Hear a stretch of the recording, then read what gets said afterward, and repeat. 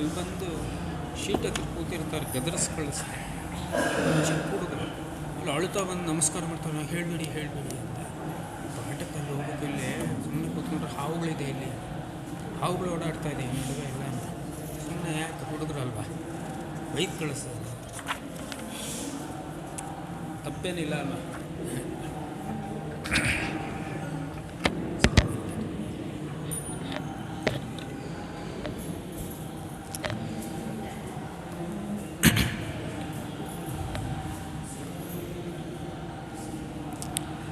ಕೃಷ್ಣವು ಬಲಜ್ಞಾನ ಕಾರ್ಯವು ಕೃಷ್ಣಾರಮಣ ರಾಜ್ಯದವು ಪುಷ್ಣೀತಾಂ ಮಮ ಸದ್ಬುದ್ಧಿಂ ವೃಷ್ಣಿವಾಸಿಷ್ಠ ವಂಶಜವು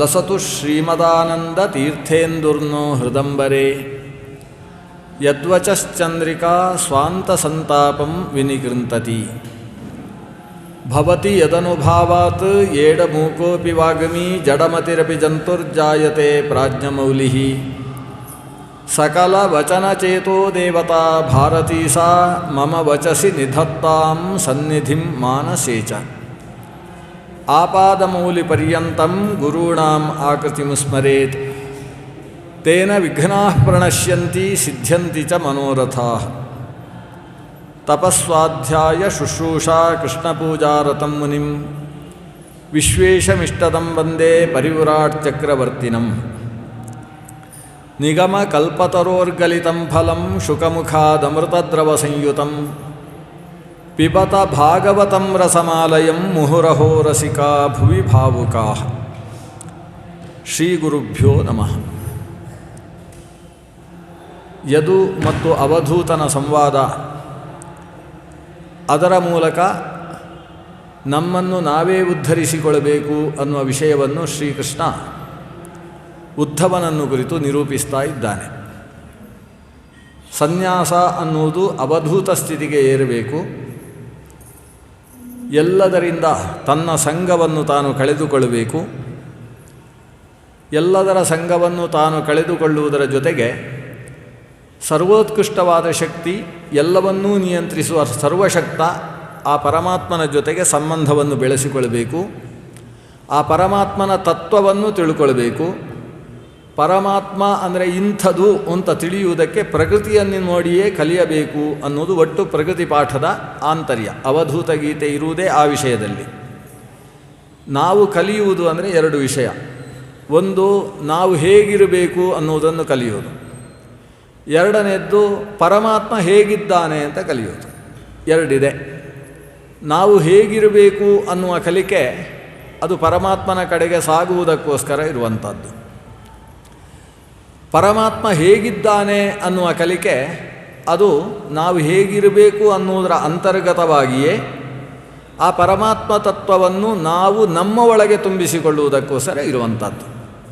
ದೇವರ ಕಡೆಗೆ ಸಾಗುವುದು ಅಂತೇಳಿದರೆ ಎಲ್ಲೋ ದೂರದಲ್ಲಿ, ಇಲ್ಲಿಂದ ನಾವು ಡೆಲ್ಲಿಗೆ ಹೋಗುವುದು ಅಂದರೆ ಏನರ್ಥ? ಮಾರ್ಗವನ್ನು ನೋಡಿಕೊಂಡು ಅಷ್ಟು ದೂರಕ್ಕೆ ಹೀಗೆ ಹೋಗುವುದು, ಹೋಗ್ತಾ ಹೋಗ್ತಾ ಹತ್ರ ಆಗ್ತೇವೆ, ಕೊನೆಗೆ ಅಲ್ಲಿಗೆ ತಲುಪ್ತೇವೆ ಅಂತ. ದೇವರ ಕಡೆಗೆ ಸಾಗುವುದು ಅಂದರೆ ಹೀಗಲ್ಲ. ಅಂದರೆ ಎಲ್ಲೋ ಯಾವುದೋ ಗುರಿಯನ್ನಿಟ್ಟುಕೊಂಡು, ಈಗ ಸ್ವರ್ಗಕ್ಕೆ ಸಾಗುವುದು ಅಂದರೆ ಅದು ಒಂದು ದಾರಿ.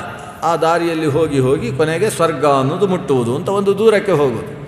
ಆದರೆ ಮೋಕ್ಷಕ್ಕೆ ಅಥವಾ ಭಗವಂತನ ಹತ್ತಿರಕ್ಕೆ ಸಾಗುವುದು ಅಂದರೆ ಎಲ್ಲೋ ದೂರಕ್ಕೆ ಸಾಗುವುದಲ್ಲ, ಅದು ಒಳಗಿಂದ ಒಳಗೆ ಹೋಗುವುದು. ಹೀಗೆ ಒಳಗೊಳಗೆ ಹೋದಾಗ ಅದು ಭಗವಂತನ ಕಡೆಗೆ ಸಾಗುವುದು. ಹೊರಗೆ ಹೋದಾಗ ಅದು ಊರಿನಲ್ಲಿ ಯಾವುದೋ ಗುರಿಯನ್ನಿಟ್ಟುಕೊಂಡು ಸಾಗುವುದು. ಹೀಗೆ ಗುರಿಯನ್ನು ಮುಟ್ಟುವುದಕ್ಕೂ ದಾರಿ ಯಾವುದಯ್ಯ ವೈಕುಂಠಕ್ಕೆ ಅಂದರೆ ಅದೆಲ್ಲೋ ಹೊರಗಿನಿಂದ ಯಾವ ಹೆದ್ದಾರಿ, ಅದು 48 NH48 ಅಥವಾ RH ಅಂತ ಆ ರೀತಿಯ ದಾರಿ ಅಲ್ಲ. ಅದು ಹೊರಗೆ ಹೋಗುವ ದಾರಿ ಅಲ್ಲ, ಅದು ಒಳಗೆ ಬರುವ ದಾರಿ. ಆ ಒಳಗೆ, ಮನದ ಒಳಗೆ ನೋಡೋ ಹರಿಯ ಮೂಜಗ ದೊರೆಯ ಒಳಗಣ್ಣಿನೊಳಗೊಳಗೆ ನೋಡೋ ಹರಿಯ ಅಂತ ದಾಸರು ಹೇಳ್ತಾರಲ್ಲ, ಅದು ಒಳಗೆ ನೋಡಬೇಕಾದಂತಹ, ಒಳಗೆ ಸಾಗಬೇಕಾದಂತಹ ಮಾರ್ಗ. ಅದಕ್ಕೆ ಬೇಕಾಗಿ ಬಾಹ್ಯ ವಸ್ತುಗಳನ್ನು ನೋಡ್ತಾ ವಿಶೇಷ ಜ್ಞಾನವನ್ನು ಪಡೆಯುವಂಥದ್ದು ಈ ಅವಧೂತ ಗೀತೆಯ ಒಟ್ಟು ಸಾರ. ಅದರಲ್ಲಿ ನಾವು ಪೃಥಿವೀ ವಾಯುರಾಕಾಶ ಆಪೋಗ್ನಿಶ್ಚಂದ್ರಮ ರವಿಹಿ ಅಂತ ಅರ್ಧ ಶ್ಲೋಕದಲ್ಲಿ 7 ಜನ ಗುರುಗಳ ಬಗ್ಗೆ ಹೇಳಿದರು. ನಾವು ನಿನ್ನೆ ನೋಡಿದ್ದು ಪೃಥಿವಿಯ ಬಗ್ಗೆ. ಪೃಥಿವಿಯಿಂದ ಕಲ್ತದ್ದು ಕ್ಷಮಾಗುಣವನ್ನು, ಸಹನೆಯನ್ನು, ತಾಳುವಿಕೆಯನ್ನು ನಾನು ಭೂಮಿಯಿಂದ ಕಲಿತೆ ಅಂತ ಒಂದು ಗುಣದ ಬಗ್ಗೆ ಚಿಂತನೆ ನಡೆದಿತ್ತು. ಈ ಎಲ್ಲ ಗುಣಕ್ಕಿಂತ ಶ್ರೇಷ್ಠವಾದ ಗುಣ ಆದ್ದರಿಂದ ಅದನ್ನು ಮೊದಲು ಹೇಳಿದರು ಅಂತ ಉಲ್ಲೇಖ. ಇಲ್ಲೇ ಹೋದರೆ ಪೃಥಿವಿ, ವಾಯುರ್, ಆಕಾಶ, ಇದರಲ್ಲಿ ಯಾವ ವ್ಯವಸ್ಥೆ ಇದೆ? ಒಂದೋ ಪೃಥಿವಿ ಆದಮೇಲೆ ಪೃಥಿವಿ, ಅಪು, ತೇಜೋ, ವಾಯು, ಆಕಾಶ ಅಂತ ಹೇಳಬೇಕು. ಇಲ್ಲಿ ಹಾಗಿಲ್ಲ. ಪೃಥಿವಿ ಆದಮೇಲೆ ವಾಯು, ವಾಯು ಆದಮೇಲೆ ಆಕಾಶ. ಭೂತಗಳಲ್ಲಿ ಆರೋಹಣ ಅವರೋಹಣ ಕ್ರಮದಲ್ಲಿ ಇದನ್ನು ಹೇಳಿದ್ದಲ್ಲ, ಅಥವಾ ತಾರತಮ್ಯವನ್ನು ಅನುಸರಿಸಿಯೂ ಕೂಡ ಹೇಳಿದ್ದಲ್ಲ. ಹಾಗಿದ್ದರೆ ಪೃಥಿವಿ, ವಾಯುರ್, ಆಕಾಶ ಹೇಗಾಗ್ತದೆ? ಪೃಥಿವಿ ಅಂದರೆ ಧರಾದೇವಿ ಅಂತ ಇಟ್ಟುಕೊಂಡ್ರೆ, ಆಕಾಶ ಅಂತೇಳಿದರೆ ಗಣಪತಿ ಅಂತ ಇಟ್ಟುಕೊಂಡ್ರೆ, ವಾಯು ಅಂತೇಳಿದರೆ ಕೋಣವಾಯು ಅಂತ ಇಟ್ಟುಕೊಂಡ್ರೆ ಈ ತಾರತಮ್ಯದ ವ್ಯವಸ್ಥೆಯೂ ಕೂಡ ಇದರಲ್ಲಿಲ್ಲ.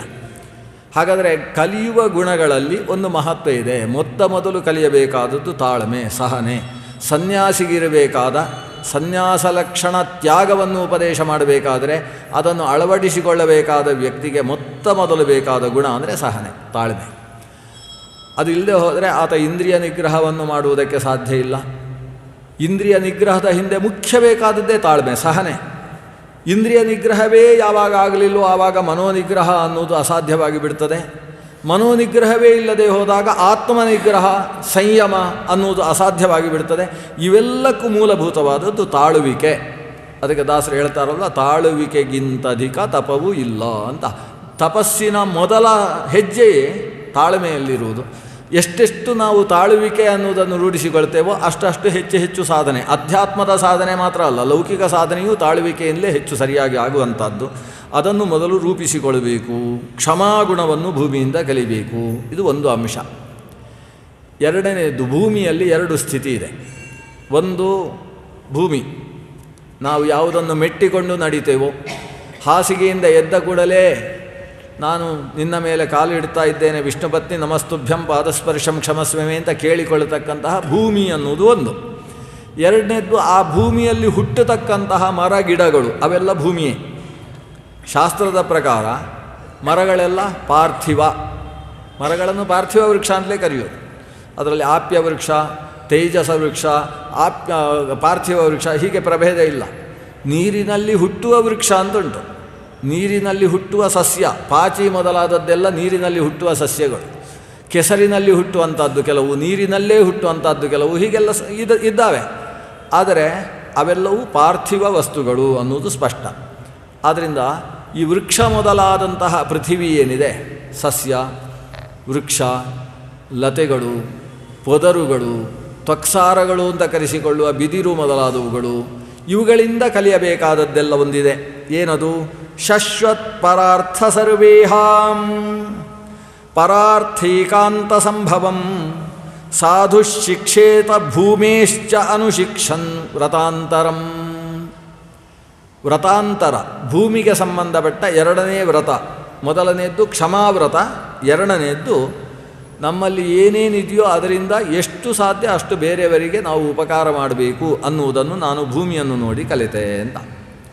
ಶಶ್ವತ್ ಪರಾರ್ಥ ಸರ್ವೇಹಾಂ. ಪರಾರ್ಥ ಅಂದರೆ ಬೇರೆಯವರಿಗೋಸ್ಕರ, ಸರ್ವ ಈಹ ಎಲ್ಲ ಬಗೆಯದ್ದಾದಂತಹ ಆಲೋಚನೆಗಳು. ಈಹ ಅಂದರೆ ಅಭಿಕಾಂಕ್ಷೆ, ಈಹ ಅಂದರೆ ಬಂದಂತಹ ವಸ್ತು ಸಮೃದ್ಧಿಗಳು. ನಮ್ಮಲ್ಲಿ ಏನೇನು ಬಂತು ಅದನ್ನು ಇನ್ನೊಬ್ಬರಿಗೋಸ್ಕರ ಅಂತ ಉಪಯೋಗಿಸುವುದು. ಇದನ್ನು ನಾನು ಭೂಮಿಯಿಂದ ಕಲ್ತಿದ್ದೇನೆ. ಭೂಮಿಯಿಂದ ಅಂದ್ರೇನು? ಭೂಮಿಯಲ್ಲಿ ಬೆಳೆದ ಸಸ್ಯಗಳು, ಭೂಮಿಯಲ್ಲಿ ಹರುವ ಬೇರೆ ಬೇರೆ ಭೂಮಿಯಲ್ಲಿರುವ ವೃಕ್ಷಗಳಿಂದ ಕಲಿತೆ ಅಂತ ಅರ್ಥ. ವೃಕ್ಷಗಳ ಮುಖ್ಯ ಗುಣವೇ ಪರೋಪಕಾರ. ಮರಗಳು ಅಷ್ಟಷ್ಟು ದೊಡ್ಡ ಹಲಸಿನ ಹಣ್ಣುಗಳನ್ನು ಹೊತ್ತಿರ್ತಾವಲ್ಲ, ಯಾಕೆ ಆ ಹಲಸಿನ ಮರ ಹಲಸಿನ ಹಣ್ಣನ್ನು ಹೊತ್ತಿರ್ತದೆ ಅಂದರೆ ತಾನು ತಿಂದು ಆಮೇಲೆ ಗಟ್ಟಿಯಾಗಿ ಬೆಳಿಬೇಕು ಅನ್ನೋ ಉದ್ದೇಶದಿಂದ ಅಲ್ಲ. ಯಾರಾದರೂ ಒಂದು ಕೋಲಿಗೆ ಕತ್ತಿ ಕಟ್ಟಿ ಎಳೆದರೆ ಅವರಿಗೆ ಕೆಳಗೆ ಬೀಳಿಸಿ ಅವರ ಹೊಟ್ಟೆ ತುಂಬಿಸುವ ಅನ್ನೋ ಉದ್ದೇಶದಿಂದ. ವೃಕ್ಷಗಳು ಎಷ್ಟೇ ಫಲಗಳನ್ನು ತಾವು ಹೊತ್ತಿಕೊಂಡಿದ್ದರೂ ಕೂಡ ಅದು ಇನ್ನೊಬ್ಬರಿಗೋಸ್ಕರ, ಕಲ್ಲು ಹೊಡೆಯುವವನಿಗೋಸ್ಕರ. ಕೆಲವು ಮಾವಿನ ಮರಗಳು ಯಾಕೆ ಮಾವಿನ ಹಣ್ಣನ್ನು ಹೊತ್ತಿರ್ತವೆ ಅಂದರೆ ಕಲ್ಲು ಹೊಡೆಯುವವರಿಗೊಂದೊಂದು ಹಣ್ಣು ಕೊಡುವ ಅಂತ. ಅಷ್ಟು ಹೊಡೆಯುವವರಿಗೂ ಕೊಡುವುದು. ಮರಗಳ ಬಗ್ಗೆ ಭೌಭೂತಿ ಹೇಳ್ತಾನೆ, ಮರವನ್ನು ಕತ್ತರಿಸುವುದಕ್ಕೋಸ್ಕರ ಇವ ಗರಗಸ ಇಟ್ಕೊಂಡು ಬರ್ತಾನೆ. ಅದು ಶ್ರೀಗಂಧದ ಮರ, ದಾರಿಯಲ್ಲಿ ಸಾಗುವ ವ್ಯಕ್ತಿಗಳಿಗೂ ಪರಿಮಳವನ್ನು ಕೊಡ್ತಕ್ಕಂತಹ ಮರ. ತುಂಬಿದ ಎಲೆಗಳಿಂದ, ಹಸಿರು ಹಸಿರು ಎಲೆಗಳಿಂದ ಅನೇಕ ಪ್ರಾಣಿಗಳಿಗೆ, ಪಕ್ಷಿಗಳಿಗೆ ಗೂಡುಗಳನ್ನು ರಚಿಸಿಕೊಟ್ಟದ್ದು. ತನ್ನ ತೊಗಟೆಗಳ ಮಧ್ಯದಲ್ಲಿ ಸರ್ಪಗಳ ವಾಸಕ್ಕೂ ಅವಕಾಶವನ್ನು ಕೊಟ್ಟಿರುವಂಥದ್ದು. ಅಂತಹ ಮರವನ್ನು ಕತ್ತರಿಸುವುದಕ್ಕೆ ಇವ ಗರಗಸ ತೆಗೊಂಡು ಬಂದ. ಗರಗಸದಿಂದ ಅದನ್ನು ಕತ್ತರಿಸುವುದಕ್ಕೆ ಶುರು ಮಾಡಿದರೆ ಆ ಕತ್ತರಿಸಿದ ಗರಗಸವನ್ನೂ ಪರಿಮಳ ಮಾಡುತ್ತೆ ಅಂಥದ್ದು. ಅಷ್ಟು ತನ್ನನ್ನು ಕತ್ತರಿಸುವವರನ್ನೂ ಪರಿಮಳಿಸುವ ರೀತಿಯಲ್ಲಿ ಯಾರಿಗೂ ಯಾವತ್ತೂ ಕೇಡು ಬಗೆಯದೇ ಇರತಕ್ಕಂತಹ ವ್ಯಕ್ತಿತ್ವ ವೃಕ್ಷಗಳದ್ದು. ವೃಕ್ಷ ಅಂದರೆ ಅಚೇತನ ಅಲ್ಲ, ಅದು ಚೇತನ. ಅದಕ್ಕೆ ಅನಿಸುತ್ತೆ, ಯಾರಾದರೂ ಕತ್ತರಿಸ್ತಾ ಇದ್ದರೆ ನನ್ನನ್ನು ಕತ್ತರಿಸ್ತಾ ಇದ್ದಾನಲ್ವ ಈ ಮಾನವ ಅಂತ ಅದಕ್ಕೆ ಅನಿಸ್ತಾ ಇರ್ತದೆ. ಆದರೆ ಅದು ಕಣ್ಣೀರು ಹಾಕುವುದಿಲ್ಲ, ನನ್ನನ್ನು ಕತ್ತರಿಸ್ತಾ ಇದ್ದಾನೆ ಅಂತ ಕಣ್ಣೀರು ಹಾಕುವುದಿಲ್ಲ. ಯಾಕಂದರೆ ಕತ್ತರಿಸಿದ ಮೇಲೆಯೂ ಅವರಿಗೂ ಉಪಯೋಗ ಆಗ್ತೇನಲ್ವ ನಾನು ಅಂತ ಅಷ್ಟರಲ್ಲೇ ಸಂತೋಷದಲ್ಲಿರ್ತದೆ ಅಂಥದ್ದು. ಅದು ತಮಃಪ್ರಾಯಾಹ ವಿಶೋಷಿಣಃ. ಹಿಂದೆ 3ನೇ ಸ್ಕಂದದಲ್ಲಿ ವೃಕ್ಷಗಳ ವಿವರಣೆಯನ್ನು ಕೊಡುವಾಗ ಅಲ್ಲಿ ಬಂದ ಮಾತು ಅಂತಸ್ಪರ್ಶಾಹ ವಿಶೋಷಿಣಃ. ಅವುಗಳಿಗೆ ಅಂತಸ್ಪರ್ಶ ಇದೆ, ಒಳಗಿನಿಂದ ಜ್ಞಾನ ಉಂಟಾಗ್ತದೆ. ಒಂದು ಅಶ್ವತ್ಥದ ವೃಕ್ಷವನ್ನು 12 ಪ್ರದಕ್ಷಿಣೆ ಹಾಕಿ ಅದಕ್ಕೊಂದು ಚೊಂಬು ನೀರು ಹಾಕಿ ಇವ ನಮಸ್ಕಾರ ಮಾಡ್ತಾನೆ ಅಂತಾದರೆ ಆ ವೃಕ್ಷ ಇವನಿಗೆ ಆಶೀರ್ವಾದ ಮಾಡ್ತದೆ, ಇವನಿಗೆ ಒಳ್ಳೆಯದಾಗಲಿ ಅಂತ ಹೇಳ್ತದೆ. ಆ ಮರದ ಹತ್ತಿರ ಕೂತು ಒಳ್ಳೆಯ ಸಂಗೀತವನ್ನು ಹಾಡಿದ ಅಂತಾದರೆ ಆ ವೃಕ್ಷ ಇವನ ಜೊತೆಗೆ ಒಂದು ಸಂಬಂಧವನ್ನು ಬೆಳೆಸಿಕೊಳ್ತದೆ. ಆ ವೃಕ್ಷಕ್ಕೆ ಇವ ಹತ್ತಿರಕ್ಕೆ ಬಂದಾಗ ಖುಷಿಯಾಗ್ತದೆ. ಆ ರೀತಿ ವೃಕ್ಷಗಳಲ್ಲಿ ಒಂದು ಅಂತಸ್ಪರ್ಶ ಅನ್ನೋದಿದೆ, ಒಳಗಿನಿಂದ ಒಂದು ರೀತಿಯ ಜ್ಞಾನ ಇದೆ. ಹೇಗೆ ಹಸುಗಳಿಗೆ, ಪ್ರಾಣಿಗಳಿಗೆ, ಜಿಂಕೆಗಳಿಗೆ ಒಂದು ರೀತಿಯ ಹತ್ತಿರದಲ್ಲಿದ್ದಾಗ ಈ ವ್ಯಕ್ತಿ ಹೀಗೆ ಅಂತ ಅದಕ್ಕೆ ಅರ್ಥ ಆಗಿಬಿಡ್ತದೆ, ಇವನು ಹೀಗೆ, ಇವನನ್ನು ಯಾರು ಪರಬ್ರಹ್ಮವಂದರೂ ಸರಿ ಮಾಡಲಿಕ್ಕೆ ಸಾಧ್ಯ ಇಲ್ಲ ಅಂತ ಅದಕ್ಕೆ ಗೊತ್ತಾಗುತ್ತೆ, ನಮಗೆ ಗೊತ್ತಾಗಲ್ಲ. ಆ ಪ್ರಾಣಿಗಳು ಮನುಷ್ಯನನ್ನು ಅರ್ಥ ಮಾಡಿಕೊಳ್ತವೆ. ಆ ರೀತಿಯ ಅರ್ಥೈಸುವಿಕೆ ವೃಕ್ಷಗಳಿಗೂ ಮನುಷ್ಯನಿಗೂ ಅಂತಹ ಒಂದು ಸಂಬಂಧ ಇದೆ. ಆದರೆ ಮನುಷ್ಯನೇ ವೃಕ್ಷಗಳನ್ನು ಅರ್ಥ ಮಾಡಿಕೊಳ್ಳುವುದಿಲ್ಲ, ಇದು ಸಮಸ್ಯೆ. ಯಾರು ನಿಜವಾಗಿ ಅರ್ಥ ಮಾಡಿಕೊಳ್ಳಬೇಕೋ ಅವ ಅರ್ಥ ಮಾಡಿಕೊಳ್ಳುವುದಿಲ್ಲ. ಒಂದು ಸಂದರ್ಭದಲ್ಲಿ ಹೇಳ್ತಾರೆ ವ್ಯಾಸರು, ಸಾಯಂಕಾಲ ಆಯಿತು ಅಂತ ಹೇಳಿದರೆ ಮನುಷ್ಯ ಹೇಗೆ ಸಂಧ್ಯಾವಂದನೆ ಮಾಡ್ತಾನೋ ಹಾಗೆ ವೃಕ್ಷಗಳು ಕೂಡ ಸಂಧ್ಯಾವಂದನೆ ಮಾಡ್ತಾವೆ. ಯಾಂ ಸದಾ ಸರ್ವಭೂತಾನಿ ಸ್ಥಾವರಾಣಿ ಚರಾಣಿ ಚ ಸಾಯಂ ಪ್ರಾತರ್ ನಮಸ್ಯಂತಿ ಅಂತ. ಸಾಯಂ ಪ್ರಾತಃ ಈ ಸಂಧ್ಯಾಕಾಲದಲ್ಲಿ ಸರ್ವಭೂತಾನಿ ಸ್ಥಾವರಾಣಿ ಚರಾಣಿ ಚ. ಸ್ಥಾವರ ಅಂದರೆ ವೃಕ್ಷಗಳು, ವೃಕ್ಷಗಳೂ ಕೂಡ, ಚರ ಅಂದರೆ ನಾವೆಲ್ಲ, ಸಾಯಂ ಪ್ರಾತರ್ ನಮಸ್ಯಂತಿ. ಸಾಮಾಂ ಸಂಧ್ಯಾ ಅಭಿರಕ್ಷತು, ಅಂತಹ ಸಂಧ್ಯೆ ನನ್ನನ್ನು ರಕ್ಷಿಸಲಿ. ಆ ಸಂಧ್ಯಾಕಾಲದಲ್ಲಿ ಸ್ಥಾವರಗಳು ಕೂಡ ಸಂಧ್ಯಾವಂದನೆ ಮಾಡ್ತಾರೆ. ಅದನ್ನು ನೋಡುವ ಕಣ್ಣು ನಮಗಿಲ್ಲ ಅಷ್ಟೇ. ಒಂದು ಸಾಯಂಕಾಲದ ಹೊತ್ತು ಪ್ರವಚನಕ್ಕೆ ಬರುವಾಗ ಆ ಕಡೆ ಈ ಕಡೆ ಇರುವ ಮರಗಳನ್ನು ನೋಡಿದರೆ ಏನು ಶಾಂತವಾಗಿ ಕೂತು ಸಂಧ್ಯಾವಂದನೆ ಮಾಡುವ ಹಾಗೆ ಇರ್ತವೆ ಅವು. ಮಧ್ಯಾಹ್ನದ ಹೊತ್ತು ಹಾಗಲ್ಲ, ಅದು ತಟ ಪಟ ತಟ ಪಟ ಅಂತಿರ್ತದೆ. ಹಾಗಾದರೆ ಸಾಯಂ ಮತ್ತು ಪ್ರಾತಃ ಕಾಲದಲ್ಲಿ ವೃಕ್ಷವನ್ನು ನೋಡಿದರೂ ಕೂಡ, ಇದು ಹಳ್ಳಿಯಲ್ಲಿ ಹೆಚ್ಚು ಅರ್ಥ ಆಗುತ್ತೆ. ಬೆಂಗಳೂರಲ್ಲಿ ಆ ಕಡೆ ಈ ಕಡೆ ನೋಡಿದರೆ ಸಿಮೆಂಟಿನ ದೊಡ್ಡ ದೊಡ್ಡ ಕಂಬಗಳು, ಸಿಮೆಂಟಿನ ದೊಡ್ಡ ದೊಡ್ಡ ಭವನಗಳು ಕಾಣಿಸ್ತವೆ ಹೊರತು ವೃಕ್ಷಗಳು ಕಾಣಿಸುವುದೇ ಕಡಿಮೆ. ವೃಕ್ಷಗಳ ಸಮುದಾಯವನ್ನು ನೋಡಿದರೆ ಆ ಸಂಧ್ಯಾಕಾಲದಲ್ಲಿ ಅವುಗಳು ಕೂಡ ಒಬ್ಬ ತಪಸ್ವಿ ನಿಂತ ಹಾಗೆ ನಿಂತದ್ದು ನಮ್ಮ ಅನುಭವಕ್ಕೆ ಗೋಚರವಾಗ್ತದೆ. ಆ ರೀತಿಯ ವೃಕ್ಷ ಮತ್ತು ಮನುಷ್ಯನ ಸಂಬಂಧ ಬೆಳೆದಾಗ ಅದು ಗ್ರಹಣ ಆಗತಕ್ಕಂಥದ್ದು. ಆದ್ದರಿಂದ ವೃಕ್ಷಗಳಲ್ಲಿ ಮನುಷ್ಯನನ್ನು ಅರ್ಥೈಸಿಕೊಳ್ಳತಕ್ಕಂತಹ ಭಾವಗಳಿದ್ದಾವೆ, ಅಂತಸ್ಪರ್ಶ ಇದೆ. ಆದರೆ ಅದನ್ನು ಹೊರಗೆ ತೋರಿಸಿಕೊಳ್ಳುವಂತಹ ಸಾಮರ್ಥ್ಯ ಇಲ್ಲ. ತಮಃಪ್ರಾಯ, ತಮಗೆ ಏನು ಅನುಭವ ಆಯಿತು, ದುಃಖವಾಯಿತೋ ಅದನ್ನು ಇನ್ನೊಬ್ಬರಿಗೆ ತೋರಿಸುವುದಕ್ಕೆ ಅದಕ್ಕೆ ಶಕ್ತಿ ಇಲ್ಲ. ಆನಂದವಾಯಿತೋ ಅದನ್ನೂ ತೋರಿಸಿಕೊಳ್ಳುವುದಕ್ಕೆ ಅದಕ್ಕೆ ಶಕ್ತಿ ಇಲ್ಲ. ಇದು ತಮಸ್ಸು. ಅಂದರೆ ಅದನ್ನು ಹೊರಗೆ ತೋರಿಸಿಕೊಳ್ತಕ್ಕಂತಹ ಒಂದು ಶಕ್ತಿಯೇ ಅದರಲ್ಲಿಲ್ಲ. ಆದರೆ ಸ್ಪರ್ಶ ಒಳಗಿದೆ, ಅಂತಸ್ಪರ್ಶ, ಒಳಗಿನಿಂದ ಜ್ಞಾನ ಬರ್ತದೆ. ಆದರೆ ಯಾರಿಗೂ ಅಪಕಾರ ಮಾಡುವುದಿಲ್ಲ. ದಾರಿಯಲ್ಲಿ ಹೋಗುವಾಗ ಅವುಗಳು ಗಾಳಿ ಬಂದಾಗ ತಮ್ಮ ತೊಗಟೆಗೆ ತಮ್ಮ ದೊಡ್ಡ ದೊಡ್ಡ ಕೊಂಬೆಗಳನ್ನೇ ಬೀಳಿಸ್ತವೆ. ಅವುಗಳು ಬೀಳಿಸುವುದಲ್ಲ, ಗಾಳಿ ಅದನ್ನು ಕತ್ತರಿಸಿ ಕೆಳಗೆ ಎಸೆಯುವುದು. ತನಗೆ ಆಗದೇ ಇದ್ದವ ಬಂದಾಗ ಆ ಮರ ಅವನ ಮೇಲೆ ಬೀಳುವುದಕ್ಕೆ ಅವಕಾಶ ಉಂಟು ಆ ಮರಕ್ಕೆ, ಆದರೆ ಬೀಳೋಲ್ಲ. ಯಾರಿಗೂ ಯಾವತ್ತೂ ಯಾವ ತೊಂದರೆಯನ್ನೂ ಮಾಡುವುದಿಲ್ಲ. ಒಂದು ಮಾತು ಬರ್ತದೆ, ಈ ಕಲ್ಪವೃಕ್ಷ, ನಾವು ಕಲ್ಪವೃಕ್ಷ ಅಂತ ಕರೆಯುವುದು ತೆಂಗಿನ ಮರವನ್ನು. ತೆಂಗಿನ ಮರದಿಂದ ತೆಂಗಿನ ಕಾಯಿ ಒಬ್ಬನ ತಲೆಗೆ ಬಿದ್ದು ಸತ್ತಿದ್ದಾನೆ ಅಂತ ಹೇಳುವುದಕ್ಕೆ ಒಂದು ದೃಷ್ಟಾಂತ ತೋರಿಸಿ ಅಂತ ಒಬ್ಬ ಶಾಸ್ತ್ರಕಾರನೇ ಹೇಳುವ ಮಾತು. ಅವನು ತೆಂಗಿನ ಮರದ ಅಡಿಯಲ್ಲೇ ವಾಸ ಮಾಡ್ತಾನೆ ಅಂತ ಅಂದ್ಕೊಳ್ಳಿ, ಸ್ವಲ್ಪ ಆ ಕಡೆ ಹೋದಾಗ ತೆಂಗಿನಕಾಯಿ ಬೀಳೋದು, ಅದು ಅವನ ತಲೆಗೆ ಬಿದ್ದು ಸಾಯಿಸುವುದು ಅಂತಿಲ್ಲ. ಆದರೆ ಇನ್ನೊಂದಿದೆ, ತಾಳ ಮರ ಅಂತಿದೆ, ತಾಳೆ ಮರ. ಇದು ತೆಂಗಿನ ಮರ ಬೇರೆ, ತಾಳೆ ಮರ ಬೇರೆ. 3 ಕಣ್ಣುಗಳನ್ನು ತಿನ್ನುವಂಥ ಒಂದು ತಾಳೆ ಇದೆ. ತಾಡಪತ್ರ ನಾವು ತೆಗಿತೇವೆ ಅಂತ ತಾಳೆ. ಆ ತಾಳೆ ಹಾಗಲ್ಲ, ಯಾರಾದರೂ ಅಡಿಗೆ ಬಂದ್ರೇ ಬೀಳುವುದಂತೆ ಅದು. ಖಲ್ವಾಟೋ ದಿವಸೇಶ್ವರಸ್ಯ ಕಿರಣಾತ್ ಸಂತಾಪಿತೋ ಮಸ್ತಕೆ. ಅವನ ತಲೆಯಲ್ಲಿ ಒಂದು ಕೂದಲಿಲ್ಲಂತೆ, ಸುಮಾರು 45 ವರ್ಷದ ಹುಡುಗ, ತಲೆಯಲ್ಲಿ ಒಂದು ಕೂದಲಿಲ್ಲ. ಅವನಿಗೆ ಖಲ್ವಾಟ ಅಂತ ಹೆಸರು ಸಂಸ್ಕೃತದಲ್ಲಿ. ಬೋಳು ತಲೆಯವನಿಗೆ ಕಲ್ವಾಟ ಅಂತ ಹೆಸರು. ದಿವಸೇಶ್ವರಸ್ಯ ಕಿರಣಾತ್ ಸಂತಾಪಿತಃ, ಸೂರ್ಯನ ಕಿರಣದಿಂದ ಸಿಕ್ಕಾಬಟ್ಟೆ ತಾಪ ಆಗಿ ಏನು ಸ್ವಲ್ಪ ನೆರಳು ಪಡೆಯೋಣ ಅಂತೇಳಿ ಮಧ್ಯಾಹ್ನದ ಹೊತ್ತು ನೆರಳಿಗೋಸ್ಕರ ಅಲ್ಲಿ ಒಂದು ತಾಲವೃಕ್ಷ ಸಿಕ್ಕಿತು. ತತ್ರಾಪ್ಯೇಕ ಫಲೇನ ತಾಲ ಫಲೇನ ಪತತ ಭಗ್ನೋ ಸಶಬ್ದಂ ಶಿರಃ ಅಂತ. ಅವನು ಅದರ ಅಡಿಗೆ ಹೋದರೆ ಅದರ ಮೇಲಿನಿಂದ ಒಂದು ತಾಳೆಯ ಬೀಳ ಬಿದ್ದು ತಲೆ ಸಶಬ್ದಂ ಶಿರಃ ಭಗ್ನಂ ಅಂತ ಶಬ್ದ ಮಾಡಿಕೊಂಡು ತಲೆ ಒಡೆದೋಯ್ತು ಅಂತ. ಈ ತಾಳೆಯ ಮರ ಹಾಗಾದರೆ ಈ ತೆಂಗಿನ ಮರ ಹೀಗೆ, ಅದು ಯಾರಿಗೂ ಉಪದ್ರ ಕೊಡುವುದಿಲ್ಲ. ಅಂತೂ ವೃಕ್ಷಗಳು ಬದುಕಿರುವಲ್ಲಿಯ ತನಕವೂ ಪರೋಪಕಾರಕ್ಕೋಸ್ಕರವೇ ಇರತಕ್ಕಂಥವುಗಳು. ಬಿಸಿಲನ್ನೆಲ್ಲ ತನ್ನ ಮೇಯ ಮೇಲೆ ಹಾಕಿಕೊಂಡು ಗ್ರೀಷ್ಮ ಕಾಲದಲ್ಲಿ ಅಡಿಯಲ್ಲಿ ಕುಳಿತ ವ್ಯಕ್ತಿಗೆ ನೆರಳು ಕೊಡತಕ್ಕಂಥವುಗಳು. 10 ಪಕ್ಷಿಗಳಿಗೆ ತಾನು ಗೂಡು ಕಟ್ಟಿಸುವುದಕ್ಕೆ ವ್ಯವಸ್ಥೆ ಮಾಡಿಕೊಡ್ತಕ್ಕಂಥವುಗಳು ವೃಕ್ಷಗಳು. ಬದುಕಿರುವಷ್ಟು ಕಾಲ ತಾವು ಮತ್ತೊಬ್ಬರಿಗೆ ಉಪಕಾರ ಮಾಡುವುದಲ್ಲದೆ ಸತ್ತ ಮೇಲೆಯೂ ಕೂಡ ಒಣಗಿ ಉರುವಲಾಗಿ ಅವರ ಅಡಿಗೆಯನ್ನು ಬೇಯಿಸುವುದಕ್ಕೆ ಉಪಯೋಗಿಸಲ್ಪಡತಕ್ಕಂಥವಳು. ಬೇರೆ ಯಾವ ಪ್ರಾಣಿ ಸತ್ತ ಮೇಲೆ ಉಪಕಾರಕ್ಕೆ ಬರುತ್ತೆ? ಏನು ತಿನ್ನುವುದಕ್ಕೆ ಮಾಂಸಕ್ಕೋಸ್ಕರ ಕೆಲವನ್ನು ಉಪಯೋಗಿಸ್ಬೋದು, ಚರ್ಮಕ್ಕೋಸ್ಕರ ಮತ್ತೊಂದನ್ನು ಉಪಯೋಗಿಸಿಕೊಳ್ಬೋದು. ಆದರೆ ಬೇಯಿಸಿ ಕೊಳೆತು ಹೋಗುವಂಥ ಕ್ರಮ ಬೇರೆ ಶರೀರದಲ್ಲಿದ್ದರೆ ಇದರಲ್ಲಿ ಕೊಳೆತು ಹೋಗುವಂಥದ್ದಲ್ಲ, ಒಣಗುವ ಸ್ವಭಾವ ಇದೆ. ಅಂತಸ್ಪರ್ಶಾಹ ವಿಶೋಷಿಣ, ಇವರು ಮನೆ ಕಟ್ಟುವುದಕ್ಕೆ ಉಪಯೋಗಿಸ್ಬೋದು, ಇಲ್ಲ ಅಗ್ನಿಗೆ ಬೆಂಕಿ ಕಾಯಿಸುವುದಕ್ಕೆ ಉಪಯೋಗಿಸಿಕೊಳ್ಬೋದು. ತಾವು ಉಸಿರಾಡುವ ಮನುಷ್ಯನಿಗೆ ಬೇಕಾದ ಉಸಿರಿಗೆ ಬೇಕಾದಂತಹ ವಾಯುಶಕ್ತಿಯನ್ನು ಲೋಕದಲ್ಲಿ ತುಂಬಿಸುವುದು ಮಾತ್ರವಲ್ಲದೆ ಸತ್ತ ಮೇಲೆಯೂ ಅವರಿಗೆ ಆಹಾರ ಶಕ್ತಿಯನ್ನು ತುಂಬಿಸಿಕೊಡ್ತಕ್ಕಂಥದ್ದು ಅದು ವೃಕ್ಷದ ವಿಶೇಷ ಗುಣ. ಶಶ್ವತ್ ಪರಾರ್ಥ ಸರ್ವೇಹಾಂ, ಶಶ್ವತ್ ಅಂದರೆ ಎಂದೆಂದೂ ಅಂತ ಅರ್ಥ.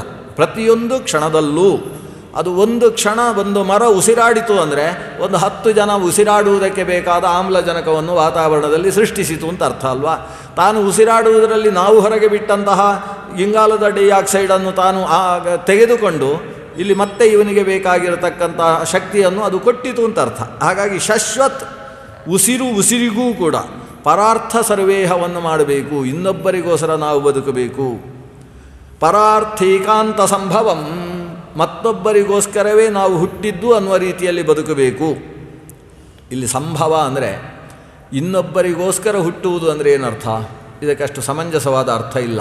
ಅದಕ್ಕೋಸ್ಕರ ಆಚಾರ್ಯರು ತಾತ್ಪರ್ಯ ಬರೀತಾರೆ. ಸಂಭವ ಅಂದರೆ ಸಮೃದ್ಧಿ, ಪರಾರ್ಥೀಕಾಂತ ಸಂಭವಂ. ನಾವು ಸಂಪಾದನೆ ಮಾಡಿದ ಸಂಪತ್ತು ಸಮೃದ್ಧಿ ಏನಿದೆ ಅದು ಇನ್ನೊಬ್ಬರಿಗೋಸ್ಕರ. ಸಾಧು ಶಿಕ್ಷೇತ ಭೂಮೇಶ್ಚ, ಭೂಮಿಯಲ್ಲಿ ಹುಟ್ಟಿದ ವೃಕ್ಷಗಳ ದೆಸೆಯಿಂದ ಸಾಧುವಾದಂತಹ ವ್ಯಕ್ತಿ, ಒಬ್ಬ ಸನ್ಯಾಸಿಯಾದಂತಹ ವ್ಯಕ್ತಿ ಇಂತಹ ವಿದ್ಯೆಯ ಶಿಕ್ಷಣವನ್ನು ತಾನು ಪಡೆಯತಕ್ಕದ್ದು.